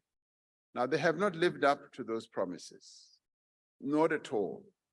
They've come forward to say they want to reach agreements on the funding of a number of countries, and we were the first to do so, to get the $8.5 trillion or the offer, because it's still an offer. We still need to number crunch and finalize it. And as it is now, we appointed former Deputy Governor of the Reserve Bank, Mr. Daniel Minele. They've crafted a business plan that will help us to address this challenge in part. So that will soon be made public for discussion. And even as it comes out for discussion, it is not the definitive one. It is for discussion and input from various stakeholders, so that our people can make their comments, be very critical, as well as be very constructive. And in the end, we will emerge with a plan that will address our transition. This is possibly, as I said, it's existential for our nation, for our country, and we therefore need to treat it with the seriousness that it deserves, largely because we can see the damage that climate change is causing to various parts of our country. On the east, it's floods. On the west of our country, it's drought. And both these natural occurrences are causing a lot of damage to the livelihoods of people and to our economy. So it's therefore important. So it's going to cost a lot of money. That is why we're going to be focusing, even as we go to COP27 rather, in Egypt, in a few days, I believe, in a week or so. When we go to COP27, we will be seeking to focus on the issue of assistance, the support that we must get, and the mitigation process, and how we are going to adapt. So we are on a path that is going to give rise to a lot of angst and doubt and argument, but we have to embark on this journey together as South Africans. Thank you very much. I thank you, the Honorable President. The third supplementary question will be asked by the Honorable, the Leader of the Opposition. Thank you, Madam Speaker. Mr. President, I'm sure you'll agree that if we want to attract this money, that we need to have credibility. And credibility means not talking one thing and walking something else. It means being consistent. Order, please, order. Mr. President, last week your finance minister stated that taking over a portion of Eskom's debt will only be on the condition that Eskom agrees to invest in what he called the old reliables, coal, gas, and nuclear. So apart from, I think, it being outrageous that private citizens have to take on Eskom's debt now, the statement is also very revealing because it shows that your government is now determined to prioritize coal, gas, and nuclear at the expense of renewables. It also makes it clear that the commitment and the talk about climate change is hot air. So not only is the government doubling down on more expensive energy options that won't solve South Africa's climate problem or our short-term energy focus, it's also doubling down on fossil fuels. How do you square your commitment to fossil fuels with what you've said today about tackling climate change? Thank you. Thank you, Honorable Member. The Honorable, the President. Thank you, Honorable Speaker. I would like to say to Honorable Steenhuisen, there is no double speak on this. We are committed, and one needs to state this very clearly, that we are committed to what is set out in our IRP. And our IRP is very clear on a mixed energy trajectory for our country, recognizing that fossil fuels are part of the challenge and the problem that is resulting in the emissions that we have. And we need to be alive to that, not only from an economic point of view, but also from a social point of view and a health point of view, because that is the other huge liability that we've got to address. So right now, we know that our path and our journey is to transit to a less emissions dispensation. And fossil fuels contribute to that. But at the same time, we are still reliant on our fossil fuels as we transit. And we cannot wish that away. We cannot airbrush that out of the equation. Fossil fuels are very much, and we've said it very clearly, even to those leaders that we are interacting with. I remember talking to the then Prime Minister of the UK, Boris Johnson, and I was saying to him, dear Prime Minister, we have just built two big coal-fired power stations. We've got others that are aging, and we accept that those that are aging in the end will reach the end of their life cycle and they have to be shut down. And we are now in preparation for that eventuality. But at the same time, we've got these others where we've poured billions of rands. I even said to him, we've spent more than 100 billion on each one of them. And what do I do with them? Do I go shut them down? Yes, they break. I can't go and shut them down. So our transition has to take that into account as we now transit to new other forms of energy. And that speaks to our mixed energy journey or architecture, because fossil fuels are still very much a part, but with time, we are going to be, and almost without even doing, saying so, we are going to be exiting from those fossil fuels as we now embark on a new direction. So what the Minister of Finance was saying is that there's gas, and gas is being found around our country by a number of players. And one was telling me that they found gas in unimaginable quantities around our country. And what do we do with it? Do we just ignore it or do we utilize it? As it is now, we are using partly gas to fire some of our power stations. So we need to utilize that. Nuclear is very much part of our energy equation as well. Koeberg is, and we're the only nuclear sort of generating power on the continent. Do we shut it down? No, we can't. Do we refurbish it so that it continues a little bit more? Yes, we do, and spend money to do so. Now that talks to the energy mix that we've got to embrace. But all this is within the full equation of moving more and more towards lower gas emissions and getting to a point where we now have zero. And if we accept that, then we do not see any contradiction with what the minister said. And as he said it, I mean, it didn't, collapse the financial markets. And in fact, people even re-rated Eskom because Eskom as well. And this is the one thing we've been saying about Eskom.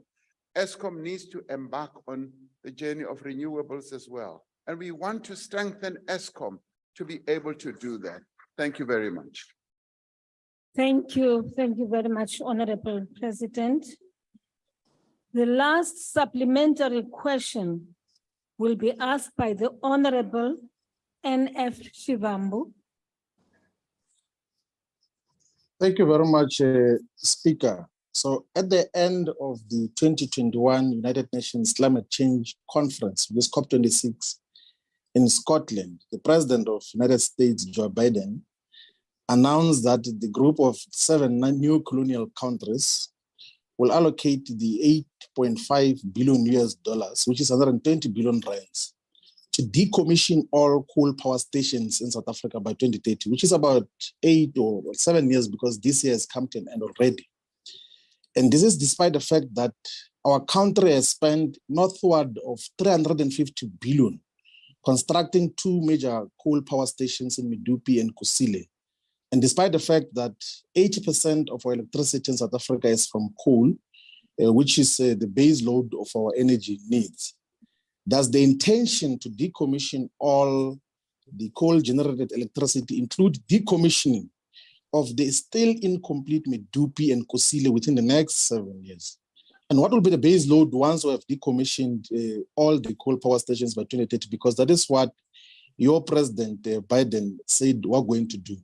Shouldn't we logically look into the clean coal technologies developed by the Council for Scientific and Industrial Research, the CSIR, which argues that there is a possibility of having clean coal technologies instead of air transition, which you admittedly have said today that you can't afford because it's going to be worth trillions of rands, and you do not have the trillions of rands because the economy is dwindling.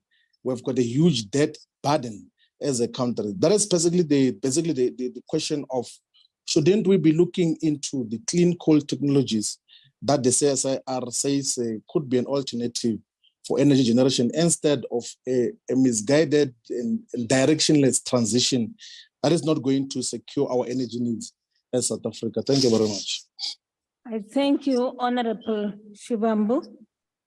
The President. Thank you, Honorable Speaker, Honorable Shivambu. You raise a very good and important question about the issue of clean coal technologies. Now, the CSIR is absolutely correct that it is a technology that needs to be looked at and possibly embarked upon. It is in the process and has been looked at, and it has been found, and especially by Eskom, to be hugely expensive, massively expensive at the current moment, as to be a journey that is so expensive that we couldn't embark on it. However, technologies keep improving. They are improving, and we're finding that as technologies improve, They get better and better and bring about a number of better efficiencies. And Honorable Shibambu, like you, I look forward to technologies that could do that, not only in cleaning coal, but in generating electricity of a base load nature, which can give us electricity available factor, which is very close to 85 to 90% at any given time. So I bank my hopes on new technologies, and these technologies will be right across the board and will cover a number of the energy mix areas that we have, whether it's coal, the fossil fuels rather, hydro and wind, as well as sun.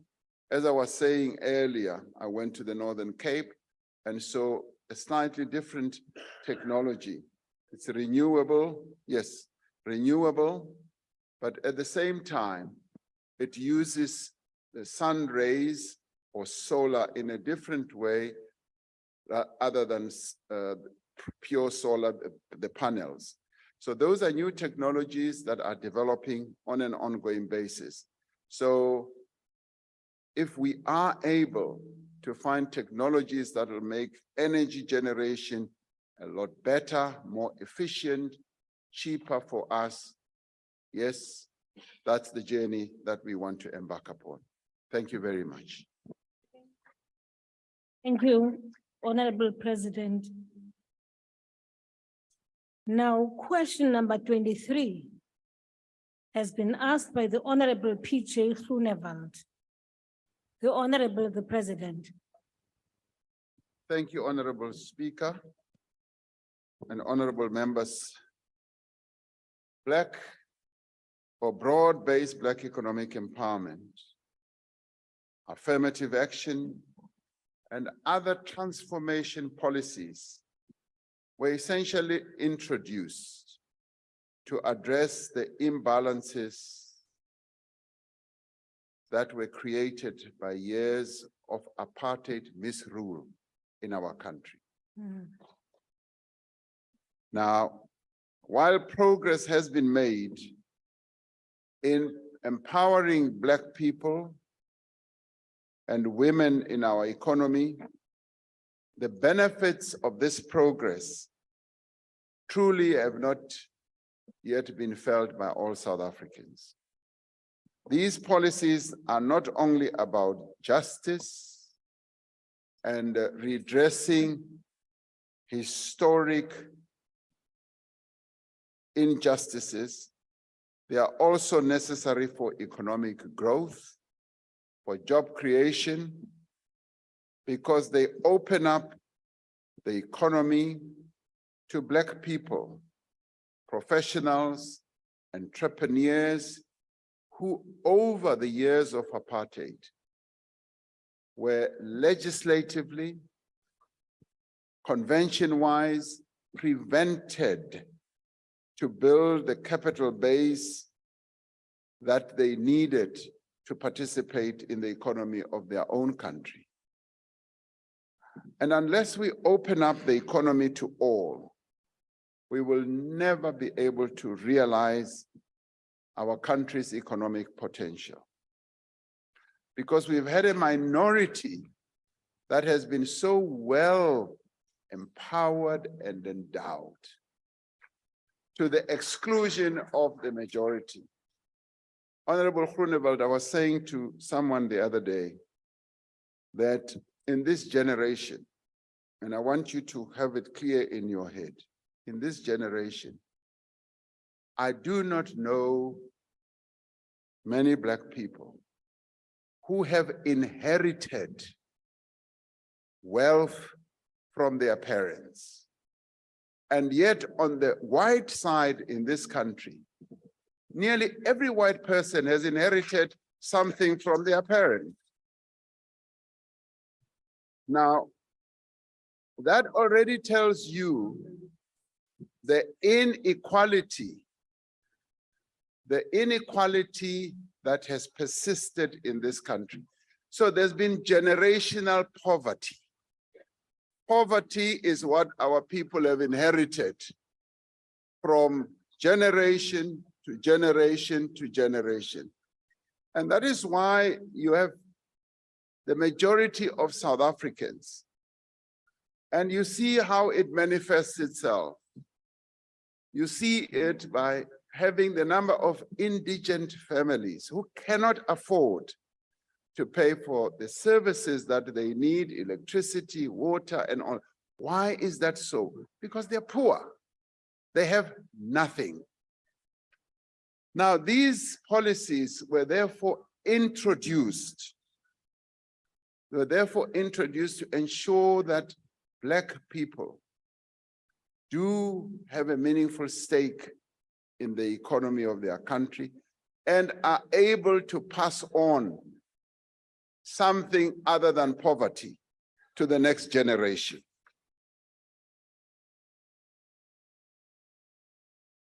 So in the end, the implementation of transformation and empowerment policies will and must continue without any doubt. Because if they don't, Honorable Groenewald, how do we address this anomaly that exists in our country? And how in the end do we ensure that there is an inclusive economy? And talking about an inclusive economy means that we must get as many people participating meaningfully from a skills point of view, from a wealth creation point of view, from a job participation point of view. And all South Africans must participate, remembering our past. Where do we come from? You know, I was the General Secretary of the National Union of Mine Workers. Now, on the mines, you had this law that said, it was in the Mines and Works Act, the law that said only white people could become certificated miners. And Black people, Black workers whom we organized, who did the rock drilling, the charging of the holes, the blasting, the cleaning of the haulages, but particularly your guys, the guys who actually charged the holes. And all the white miner would do, after they've connected all these holes, he would come and have a look and press a button and it detonates. And by law, that person was privileged and he earned almost 20 times more than all the others. Now that was exclusion. That was exclusion because a particular law had been crafted in this parliament of the old, to advantage just white mine workers. And the Black mine workers who did all the work were prevented to participate in the growth. So what happened to them? They continued to be poor in the rural areas of our country. And in the end, they ended up with nothing but silicosis and other diseases. And white mine workers were so privileged. They lived in the suburbs. They had great salaries, cars and houses and what have you. Now, if you look at that historic imbalance, surely everyone must agree that we've got to correct that. Surely everyone must agree. Now, Honorable Groenewald, it is this that needs to be addressed. And as it was addressed in the past to empower a particular race, we need to correct that and empower those who were not given those opportunities in the past.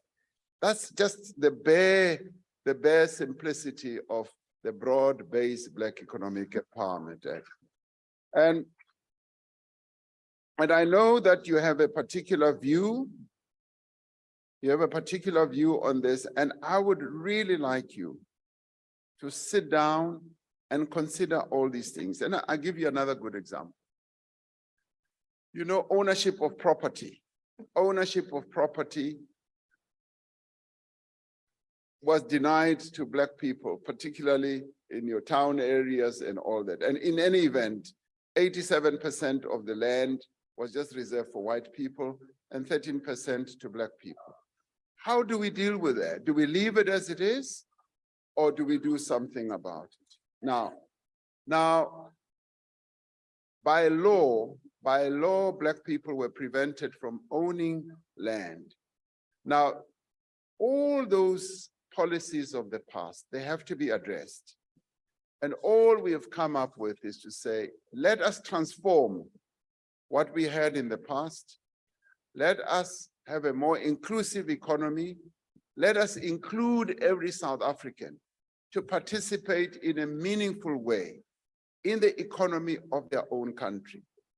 And that is just the simplicity of what broad-based Black economic empowerment is. And I hope that one day you do reach a situation where you are able to understand, because the laws are aimed at ensuring that Black people, women, youth, people with disabilities are given an opportunity for participation in the economy of their own country.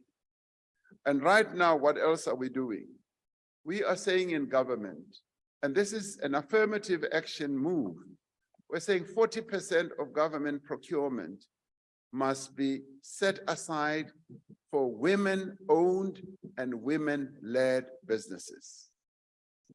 And when we say so, and I want you to listen to this carefully, when we say so, even white women-owned companies come to the fore and say, we want to participate, and they will not be excluded.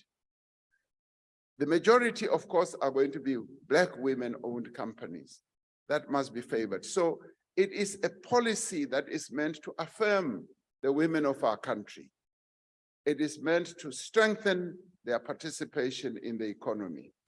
And all those reasons and parameters are what I hope you'll be able to understand and accept one day. I look forward to having a cup of tea with you so that we can discuss this in full. Thank you very much. I thank you, Honorable President. The first supplementary question will be asked by the Honorable PJ Groenewald. Geachte Speaker, through you, Honorable President, I accept the invitation for a cup of tea. The sooner, the better, because you have misperceptions as far as what I do understand when it comes to apartheid. But, Honorable President, in my limited time of 2 minutes, why then, in your campaigning for the 2019 election, you said in the Western Cape, you wish you could tie the white young people to a tree in South Africa to prevent them, I can show it to you, to prevent them leaving the country. So in election time, you want them, creating the impression we need your skills. I have heard only today, many times the words skills. Now, Honorable President, I have said it numerous times.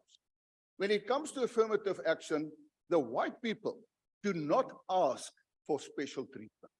They do not ask for preferential treatment. They only ask for equal treatment. And they do have skills to build South Africa. Let me say this to you.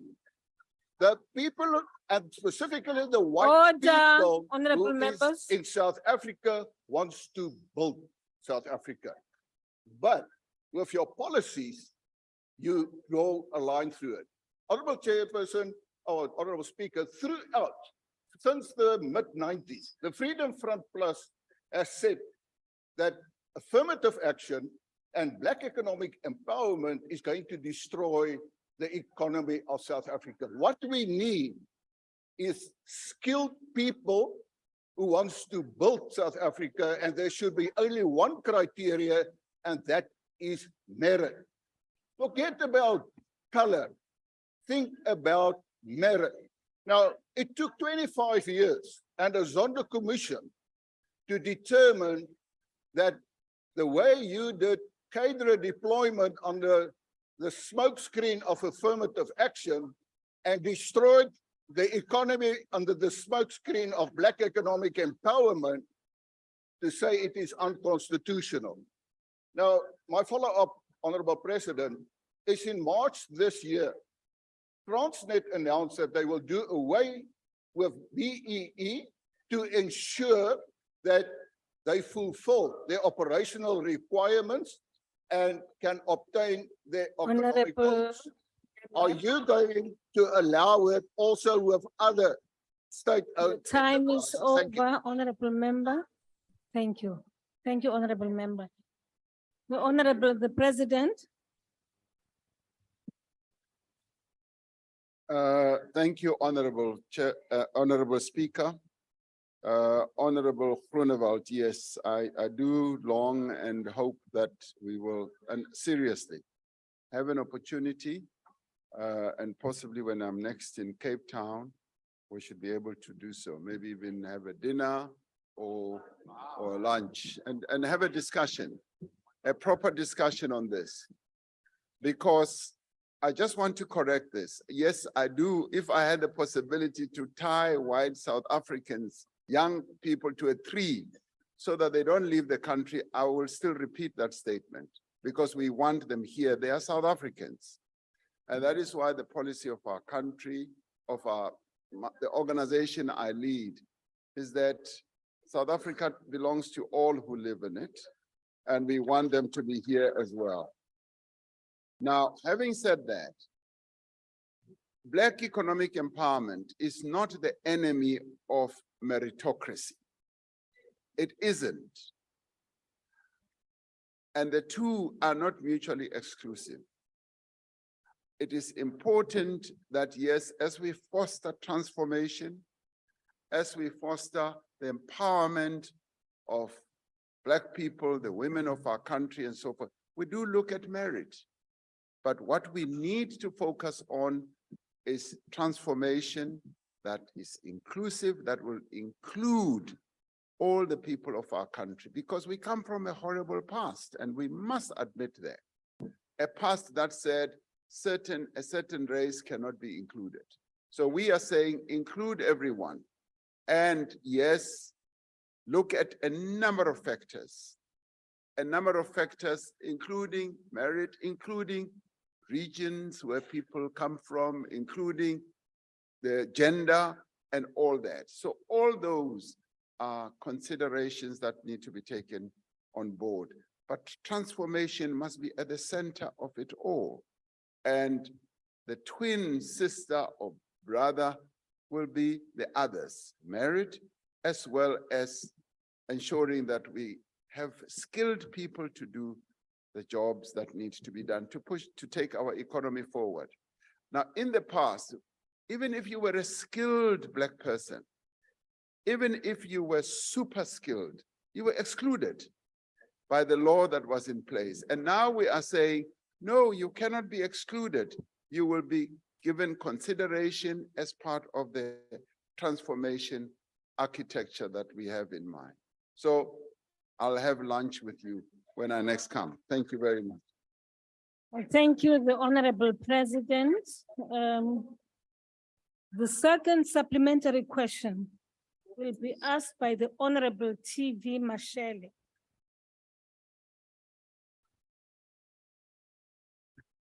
Mochaviseki President, BEE xikan'we na affirmative action I xitirhisiwa emavokweni ya mfumo ku tisa na ku antswisa vutomi bya vaakatiko va Afrika-Dzonga. leswi tsariweke ka Freedom Charter xikan'we na the Ready to Govern document of the African National Congress. President, mi nga hi hlamusela hi laha BEE xikan'we na affirmative action swi nga tirhisiwa hi kona ku tisa ku hluvuka na ku antswisa vutomi bya vaakatiko va Afrika-Dzonga, ngopfungopfu vamanana na vantshwa. Nakambe President, how are we going to use these transformation policies to make sure that Black people are able to access Orania, that is a little enclave in South Africa? I thank you, Honorable Member. The President.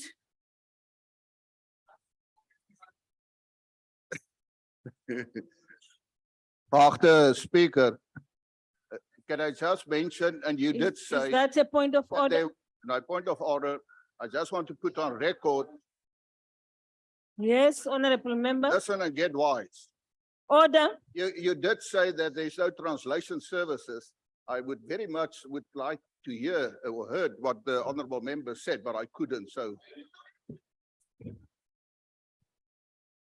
Honorable, order. But we also don't hear you when you speak in Afrikaans. Okay, honorable members, please. Honorable members. I understand. Can you wait for me to rule on the matter? I gave you information earlier on, which is that those of you who are on the virtual platform, it is easy for them to access translation, even though limited. However, those who are here in the chamber, it is true that there is a problem. Currently, there are two sittings. There's the NCOP and the National Assembly sitting. And therefore, there are challenges in relation to our translation services. But this is a matter which is being dealt with, which is being attended to, and hopefully in our next session, we will not have such a problem. Now, in other words, Honorable Member, Honorable Grunewald, I plead for your patience that in this instance, actually, there are many of us who are very confused about the language issue now because there is no limited translation. So our sincere apologies, but allow the,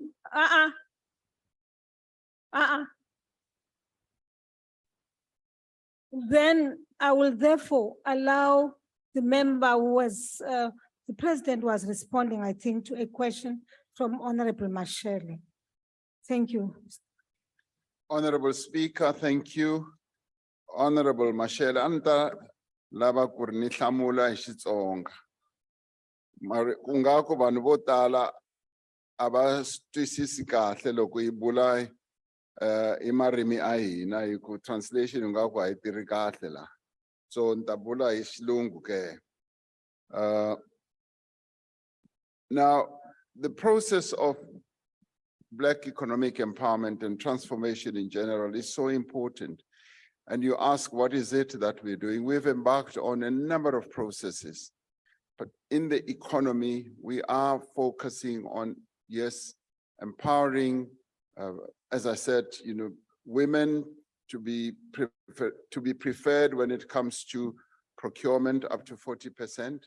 We've embarked on a Black industrialist program that is leading to the creation of Black industrialists. And I've heard some people have been very critical of this, but it is a program that, apart from getting more Black people to be participants at the height of our economy, there's also a job creation element that is in the process of development in that regard. And with this, we are seeing a great deal of progress. And progress obviously will take time because apartheid and colonialism took more than 300 years to disempower our people. And we must not expect that it's going to be an overnight success with these policies that we have embarked upon. And over time, we'll be able to look back and see that indeed we've made great strides in the empowerment of our people. And as it is now, as we see it with many Black people participating in a meaningful way in the economy, that is the progress that we want to see. You mentioned Orania. I've never been to Orania, but I heard Honorable Steenhuisen expressing a wish that the DA should run Orania one day. So yes, yeah, no. We run it as the ANC, but you are expressing, the DA is expressing a wish that they should run it. And I've never been there, and maybe the Honorable Leader of the Opposition, having been there, will be able to give you insights about what happens in Orania. Thank you very much. I thank you, Honorable the President. The third supplementary question will be asked by the Honorable the Leader of the Opposition. Thank you very much. Madam Speaker, I don't think that there's anybody in this House who could dispute or argue the President's exposition of how abhorrent and damaging apartheid's race-based policies were. And that's not the argument today, nor whatever the intentions of BE were. But let's look at what is practically happening on the ground. The Zondo Commission showed that BE has been central to corruption in South Africa, be it the 14 billion PPE corruption during COVID or the billions stolen through Eskom. A recent example, one of your own nephews, whose company scored contracts with 381 million rand from Gauteng Hospital. And you write that it's not being felt by the majority of our citizens because BE only benefits ANC-connected cronies. And it does so at the expense of everybody else, particularly the 35 million Black South Africans who remain trapped in poverty. They suffer shoddy service delivery because of the inflated prices government must pay to BE middlemen. Their 280,000 rand broom at Eskom is an example. Now, last week, Eskom board member Mteto Inyati spoke truth to power, and he said that BE will have to go if there's to be any chance of ending South Africa's electricity crisis. But why are you still clinging to this failing policy and not focusing on an empowerment policy that lifts people out of poverty and into opportunity, that is broad-based, that's not race-based, that focuses on poverty and not making BE fat cats, but lifting the millions of Black people in this country who have no opportunity at all, out of poverty and into opportunity. Thank you, Honorable Member. The Honorable the President. Thank you, Honorable Speaker. Honorable Steenhuisen concedes that indeed what happened in our past was exclusionary, it excluded Black people, and the policies that were pursued in the past were damaging, not only to the economy of our country, but to the people of our country. What BEE seeks to do and to achieve. And let's be clear, the whole concept of BEE is enshrined in our Constitution. It is a constitutional imperative. There's just no way any one of us can run away from that reality and dispute the fact that the Constitution is very clear. There was no equality in the past. The Constitution says there must be equality. The opportunities that were there in the past were only available to a certain group, and you now say cronies. And I don't want to be disrespectful to the white people of our country and reduce them to by any term. But the policies of the past favored them. It privileged them. And many white people do concede that. They do say, yes, we were privileged over and above the Black people, the majority, of people in our country. So that is a given. And now that being a given, we've got to correct that. And we correct it by applying the terms of our constitution, not what is in Honorable Steenhuisen's head. No. And we address it by saying, and I was asked to lead the Black Economic Empowerment Commission, and we came out with a report that said, you've got to broaden economic empowerment. It must not be the exclusive right of certain few people.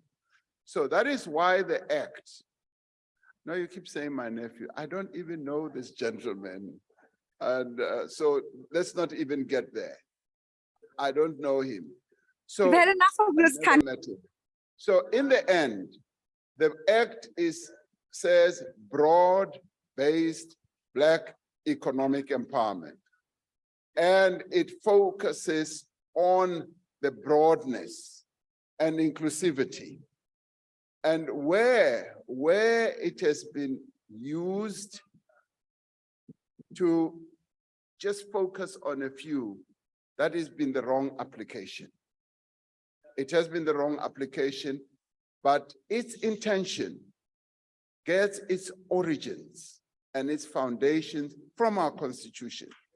Our constitution is about broadness, it's about all South Africans. And I must insist that let us not throw the baby out with the bathwater. Let us focus on how we apply. Let's focus on how we apply broad-based economic empowerment so as to achieve precisely what Honorable Steenhuisen is saying. Now, he wants policies that we embark upon to benefit the majority. And he even says 35 million poor South Africans. It's much more than that, Honorable Steenhuisen. We've got to focus on all South Africans and make sure that our economy is so transformative as to include everyone.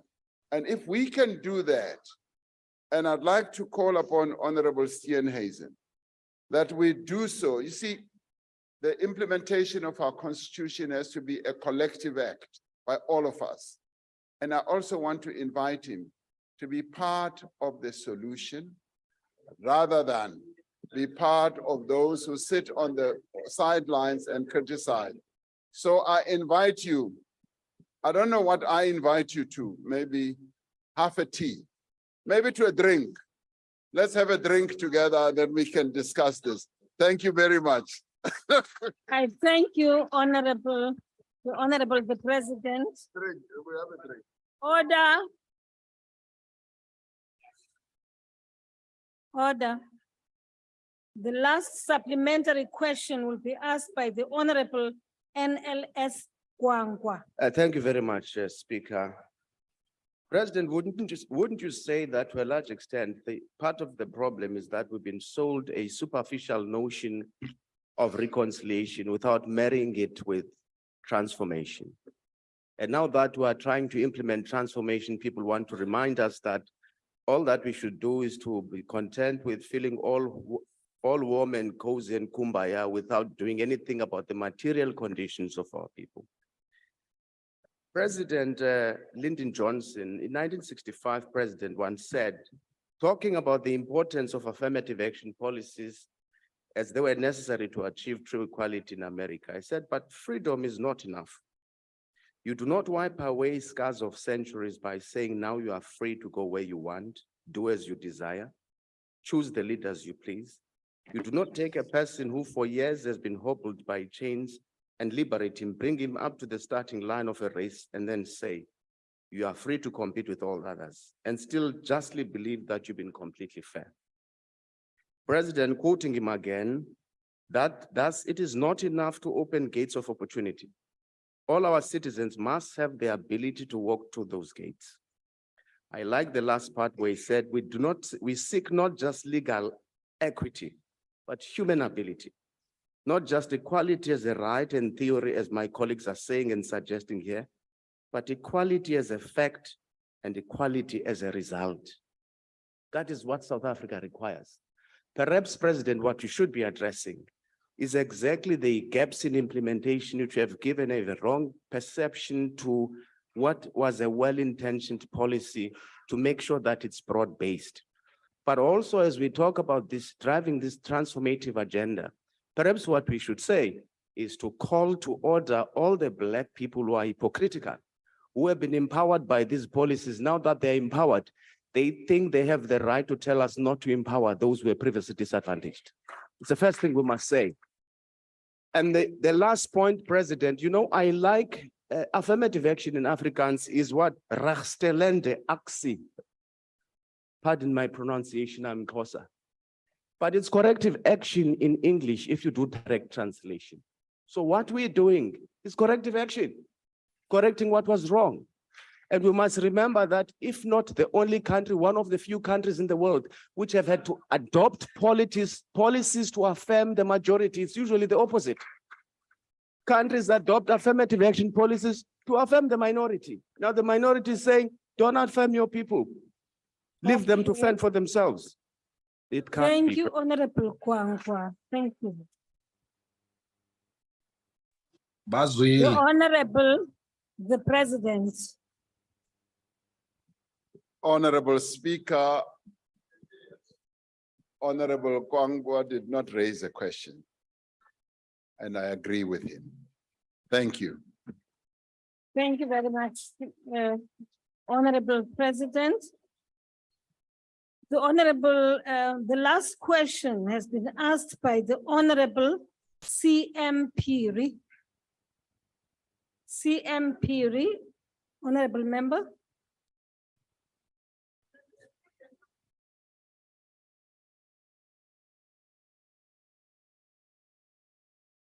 The Honorable the President.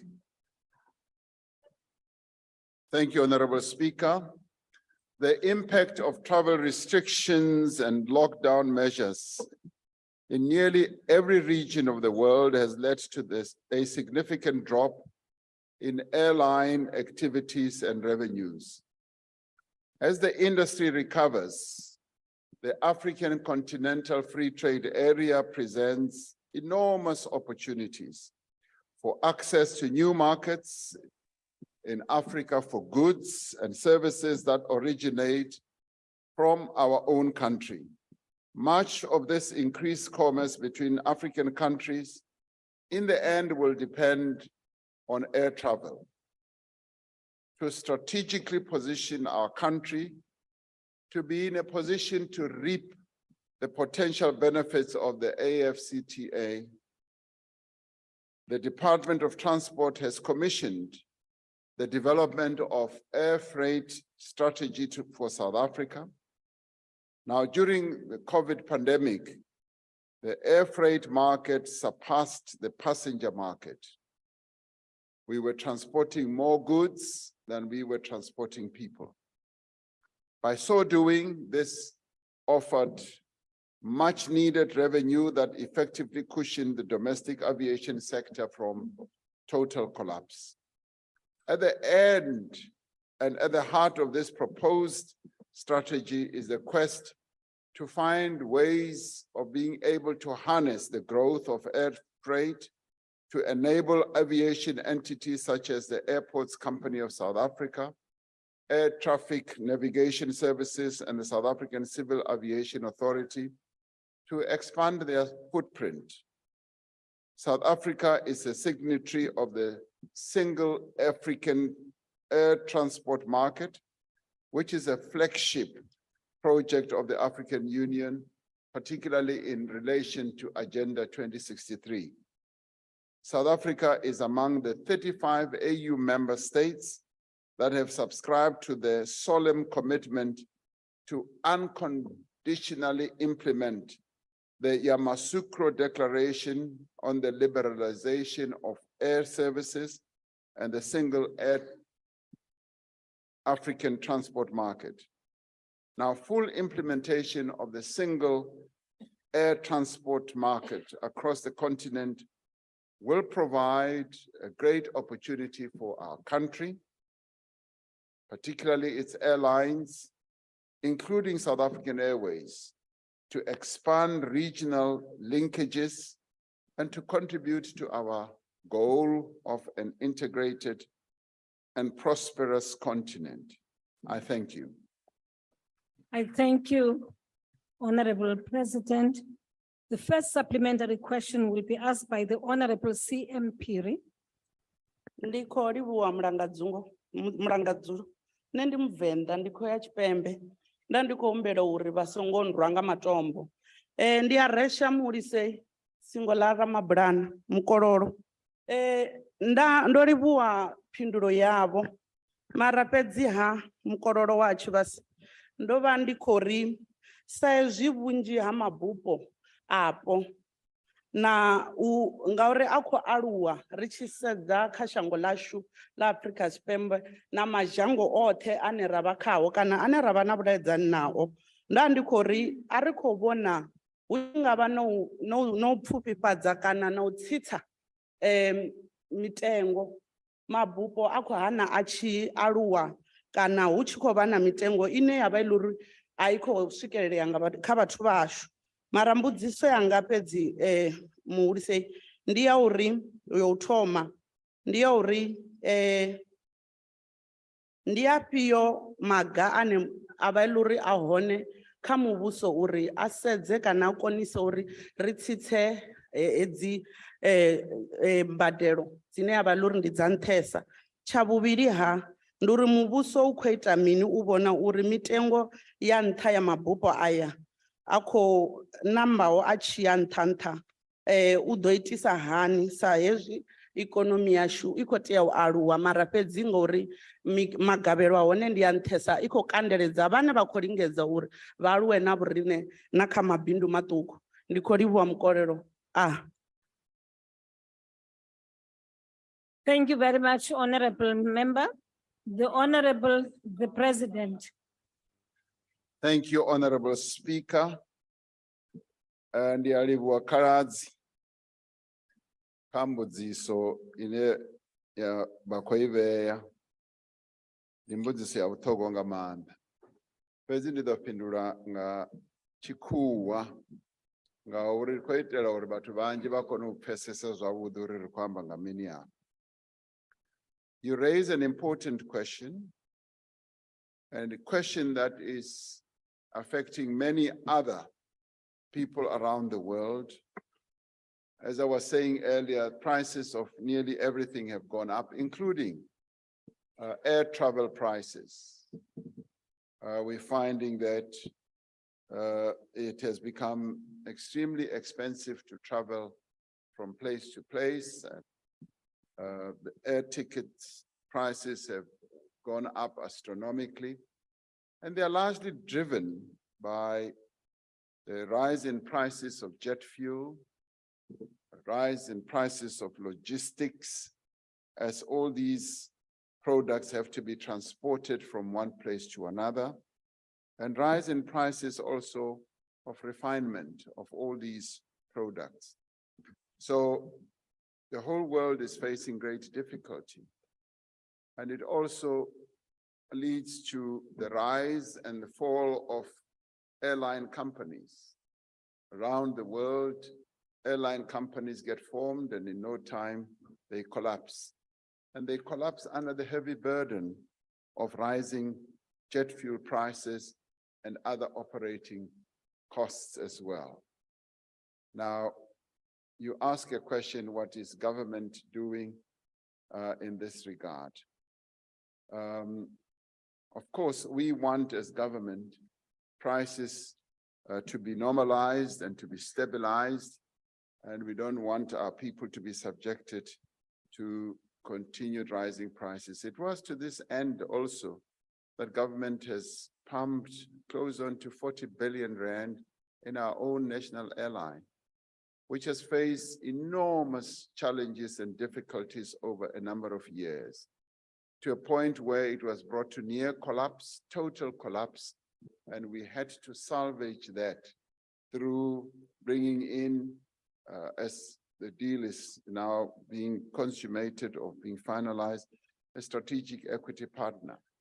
And the support has been there, but there's always been the complaint that we really are supporting an elite that travels, by air. But you also, the foundations of your question also focus on freight. Freight is one area where we have seen enormous growth. And that is why my initial input to your question focused on the opportunities that lie ahead for freight transportation on our continent. And I find it very interesting that a number of our provinces are positioning themselves to be the freight hubs in our country. I went to the Free State. They want to see themselves as a freight hub. In Limpopo as well, they want to see themselves as a freight hub, because the opportunities that beckon with the African Continental Free Trade Area are quite ginormous, if one can use that term. They're enormous, and we need to capture them. As our manufacturers manufacture goods here, they need to be transported. And I do believe that through that, we may well see prices of freight transportation coming down. When the Prime Minister of Spain was here, he said they receive up to 87 million tourists. There was a time when 2 years or 1 year ago, and I just said if they could transfer just a quarter of those to our country, we would be very delighted. So with more air travel, and I think it could lead to some reduction of prices as we get more and more volume. And as our country becomes more and more attractive to tourist travel, we should be able to get to that point. I hope that is satisfactory to you. Ndolivu. Thank you very much, the Honorable President. The second supplementary question will be asked by the Honorable, the Leader of the Opposition. Thank you, Madam Speaker. Mr. President, you said be part of the solution. And on my first question, you responded saying you wanted an independent commission to look at developing the Ministerial handbook. So I'm very proud to deliver to you a private member's bill that was tabled in Parliament 2 days ago by Dr. Schreiber, which does precisely that. Now, we know you're going to be very busy the next month, so the work's been done for you. There it is. Mr. President, it's indeed important for domestic airlines to expand regionally, because not all of us can hop onto a helicopter and attend branch meetings. But domestic airlines are a crucial way to a mode of public transport. And that mode of transport is in crisis. One of the reasons is because South African Airways put the private Comair out of business because it didn't pay them the 790 million rand that it owed them. And so my question to you is simple. Do you think it's fair that a government airline that survives on taxpayer bailouts should be allowed to destroy a private sector airline and then receive further bailouts from government? Thank you. I thank you, the Honorable Member. The Honorable, the President.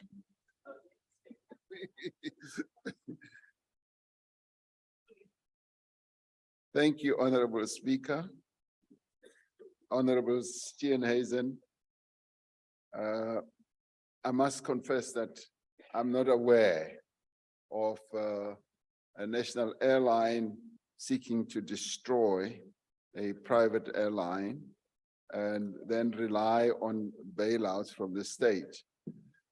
The airline market is quite competitive, very, very competitive. And that is why in my initial answer, I said, airlines get off the ground, they fly, and then you often hear that they have gone bust.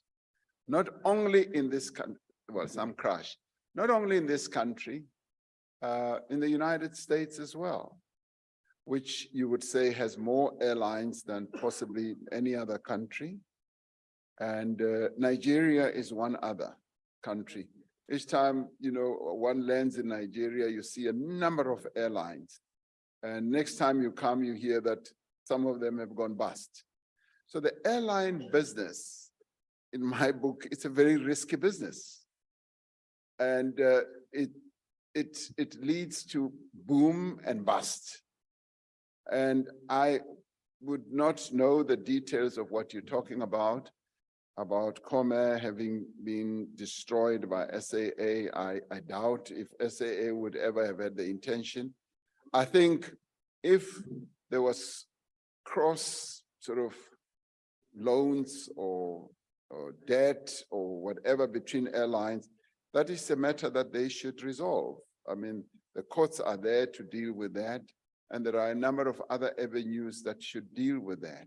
So I'm not really au fait with what has happened there, but I doubt that a national airline would have such an intention in a very competitive market like the airline business.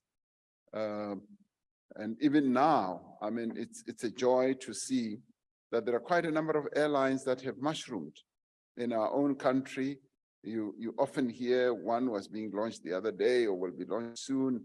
The other one was launched a few months ago, and they will boom, and then they will face challenges and difficulties that are often not their own fault, but that are the vagaries of the market, because it is a very difficult market. I'm sorry I couldn't be more helpful to you. Thank you very much. I thank you, Honorable the President. The third supplementary question will be asked by the Honorable S. Tambo. Thank you very much, Speaker. President, the basis of regional and continental integration must be premised on the capacity to build transportation infrastructure that connects countries in the region and across the continent. There must also be reliable means of transportation by road, rail, and by air.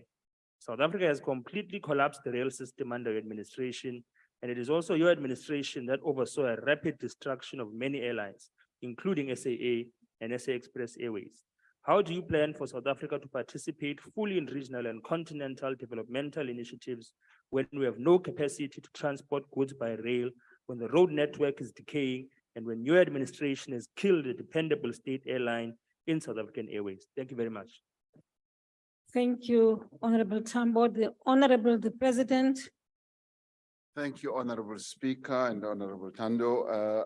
As you heard me say, the airline business is a very risky business. And I know of no government that would intentionally destroy its own airline. That, to me, just boggles the mind because it's not what has been in our objectives. But then again, you are absolutely correct that our rail has faced challenges. It hasn't really collapsed as you assume it has. It is facing challenges, and these are challenges that we are alive to. On the passenger rail side, Minister of Transport is in the process of addressing those challenges. We know what PRASA was exposed to, and through the state capture years, the rail passenger line industry was negatively impacted. And as regards rail generally, Transnet still has great capacity. And obviously, with further investments, we'll be able to reposition Transnet. On the roads, we still have really good roads in our country, much as a number of them, as I've said in the past, are littered with potholes.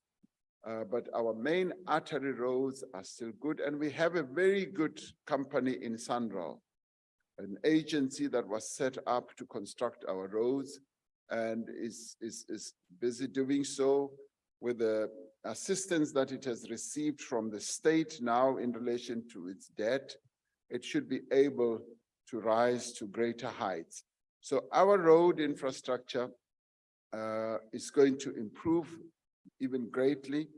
And remember, we're not the only country in the world that is facing challenges when it comes to road infrastructure. A number of other developed economies face such challenges, and our rail is being addressed.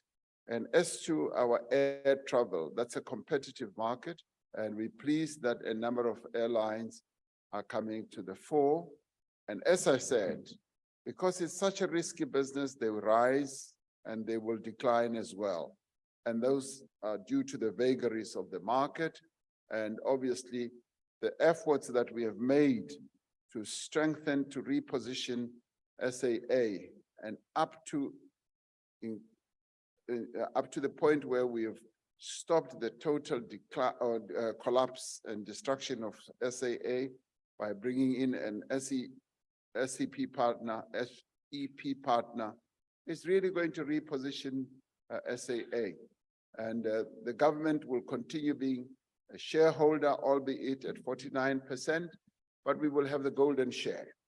And the brand name will continue, and we hope that SAA will be repositioned completely.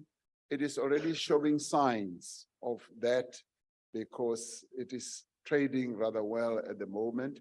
And we just need to bed down the transaction so that everything can carry on with SAA.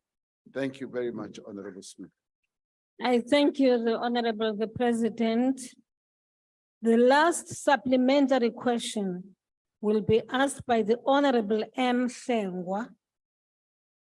Thank you very much, Madam Speaker, and good afternoon to all colleagues. Mr. President, I'm glad you've raised the issue of the strategic equity partner, because I think we need to go back to those basics first before we take SAA to the world as its hallmark used to be. And so the question, Mr. President, is on what business logical basis was SAA sold, or at least the 51% stake sold, when SAA has been unaudited for the past 4 years? And more pointedly then, Mr. President, is how much was the 51% stake sold for? Your ascension to office, Mr. President, the refrain was transparency. And the fact that the SAA Takatso deal has been behind a veil of secrecy does not inspire any confidence, nor does it bode well for certainty insofar as future air travel is concerned. So, Mr. President, SAA has not been audited for the past 4 years, yet government went ahead and sold it. So I really want to know, how much did you sell it for? And when will government be transparent wholeheartedly and wholly on this transaction? Thank you, Madam Speaker. I thank you, Honorable Sengwa. The Honorable, the President. Thank you, Honorable Speaker and Honorable Flengwa. Your quest for transparency is understandable, and it is what I would like to see happening, because SAA is a state-owned entity, and therefore we do need to put the various cards, if one can call it that, on the table so that the people of our country can understand, and also understand what its future is going to be and what is involved in the full mechanics of this deal. So that is something that has been before even our courts, and that is something that is now before our Competition Commission. And we will indeed get to the point where we will be able to outline more fully exactly what the terms of the transaction are. We discussed the whole process in cabinet just a day ago, and we got an update, and we will seek to have further updates so that those updates can also be shared with our people as regards the terms of the transaction, what role is the SEP going to play, and some of that detail has already been put out, and also the pricing that has been arrived at, what the value of SAA was before this, and also the financials. Now, quite frankly, SAA was totally bankrupt, completely bankrupt. And those are some of the facts that need to be put on the table so that everyone does get to understand. Without this transaction, I can say without any equivocation, SAA will go into liquidation because its liabilities far exceed even its own assets. And in the end, what are SAA's assets? And that should also be put on the table. Its main assets are the routes that it has, not even the planes. Some people think that SAA owns all the planes and so forth. They are leased. It doesn't really even own that. The value is the routes that it has to take passengers all over the world. So I will say that, yes, that does need to be shared so that we get full understanding.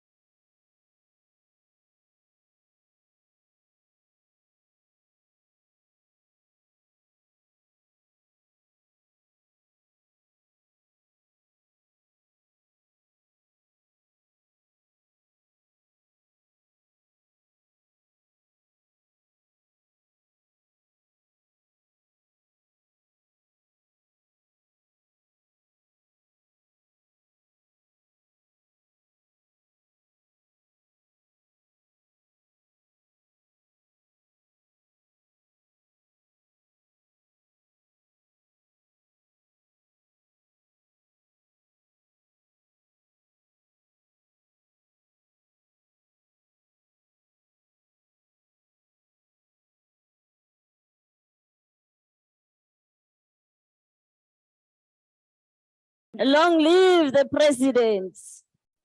Long live. Amen.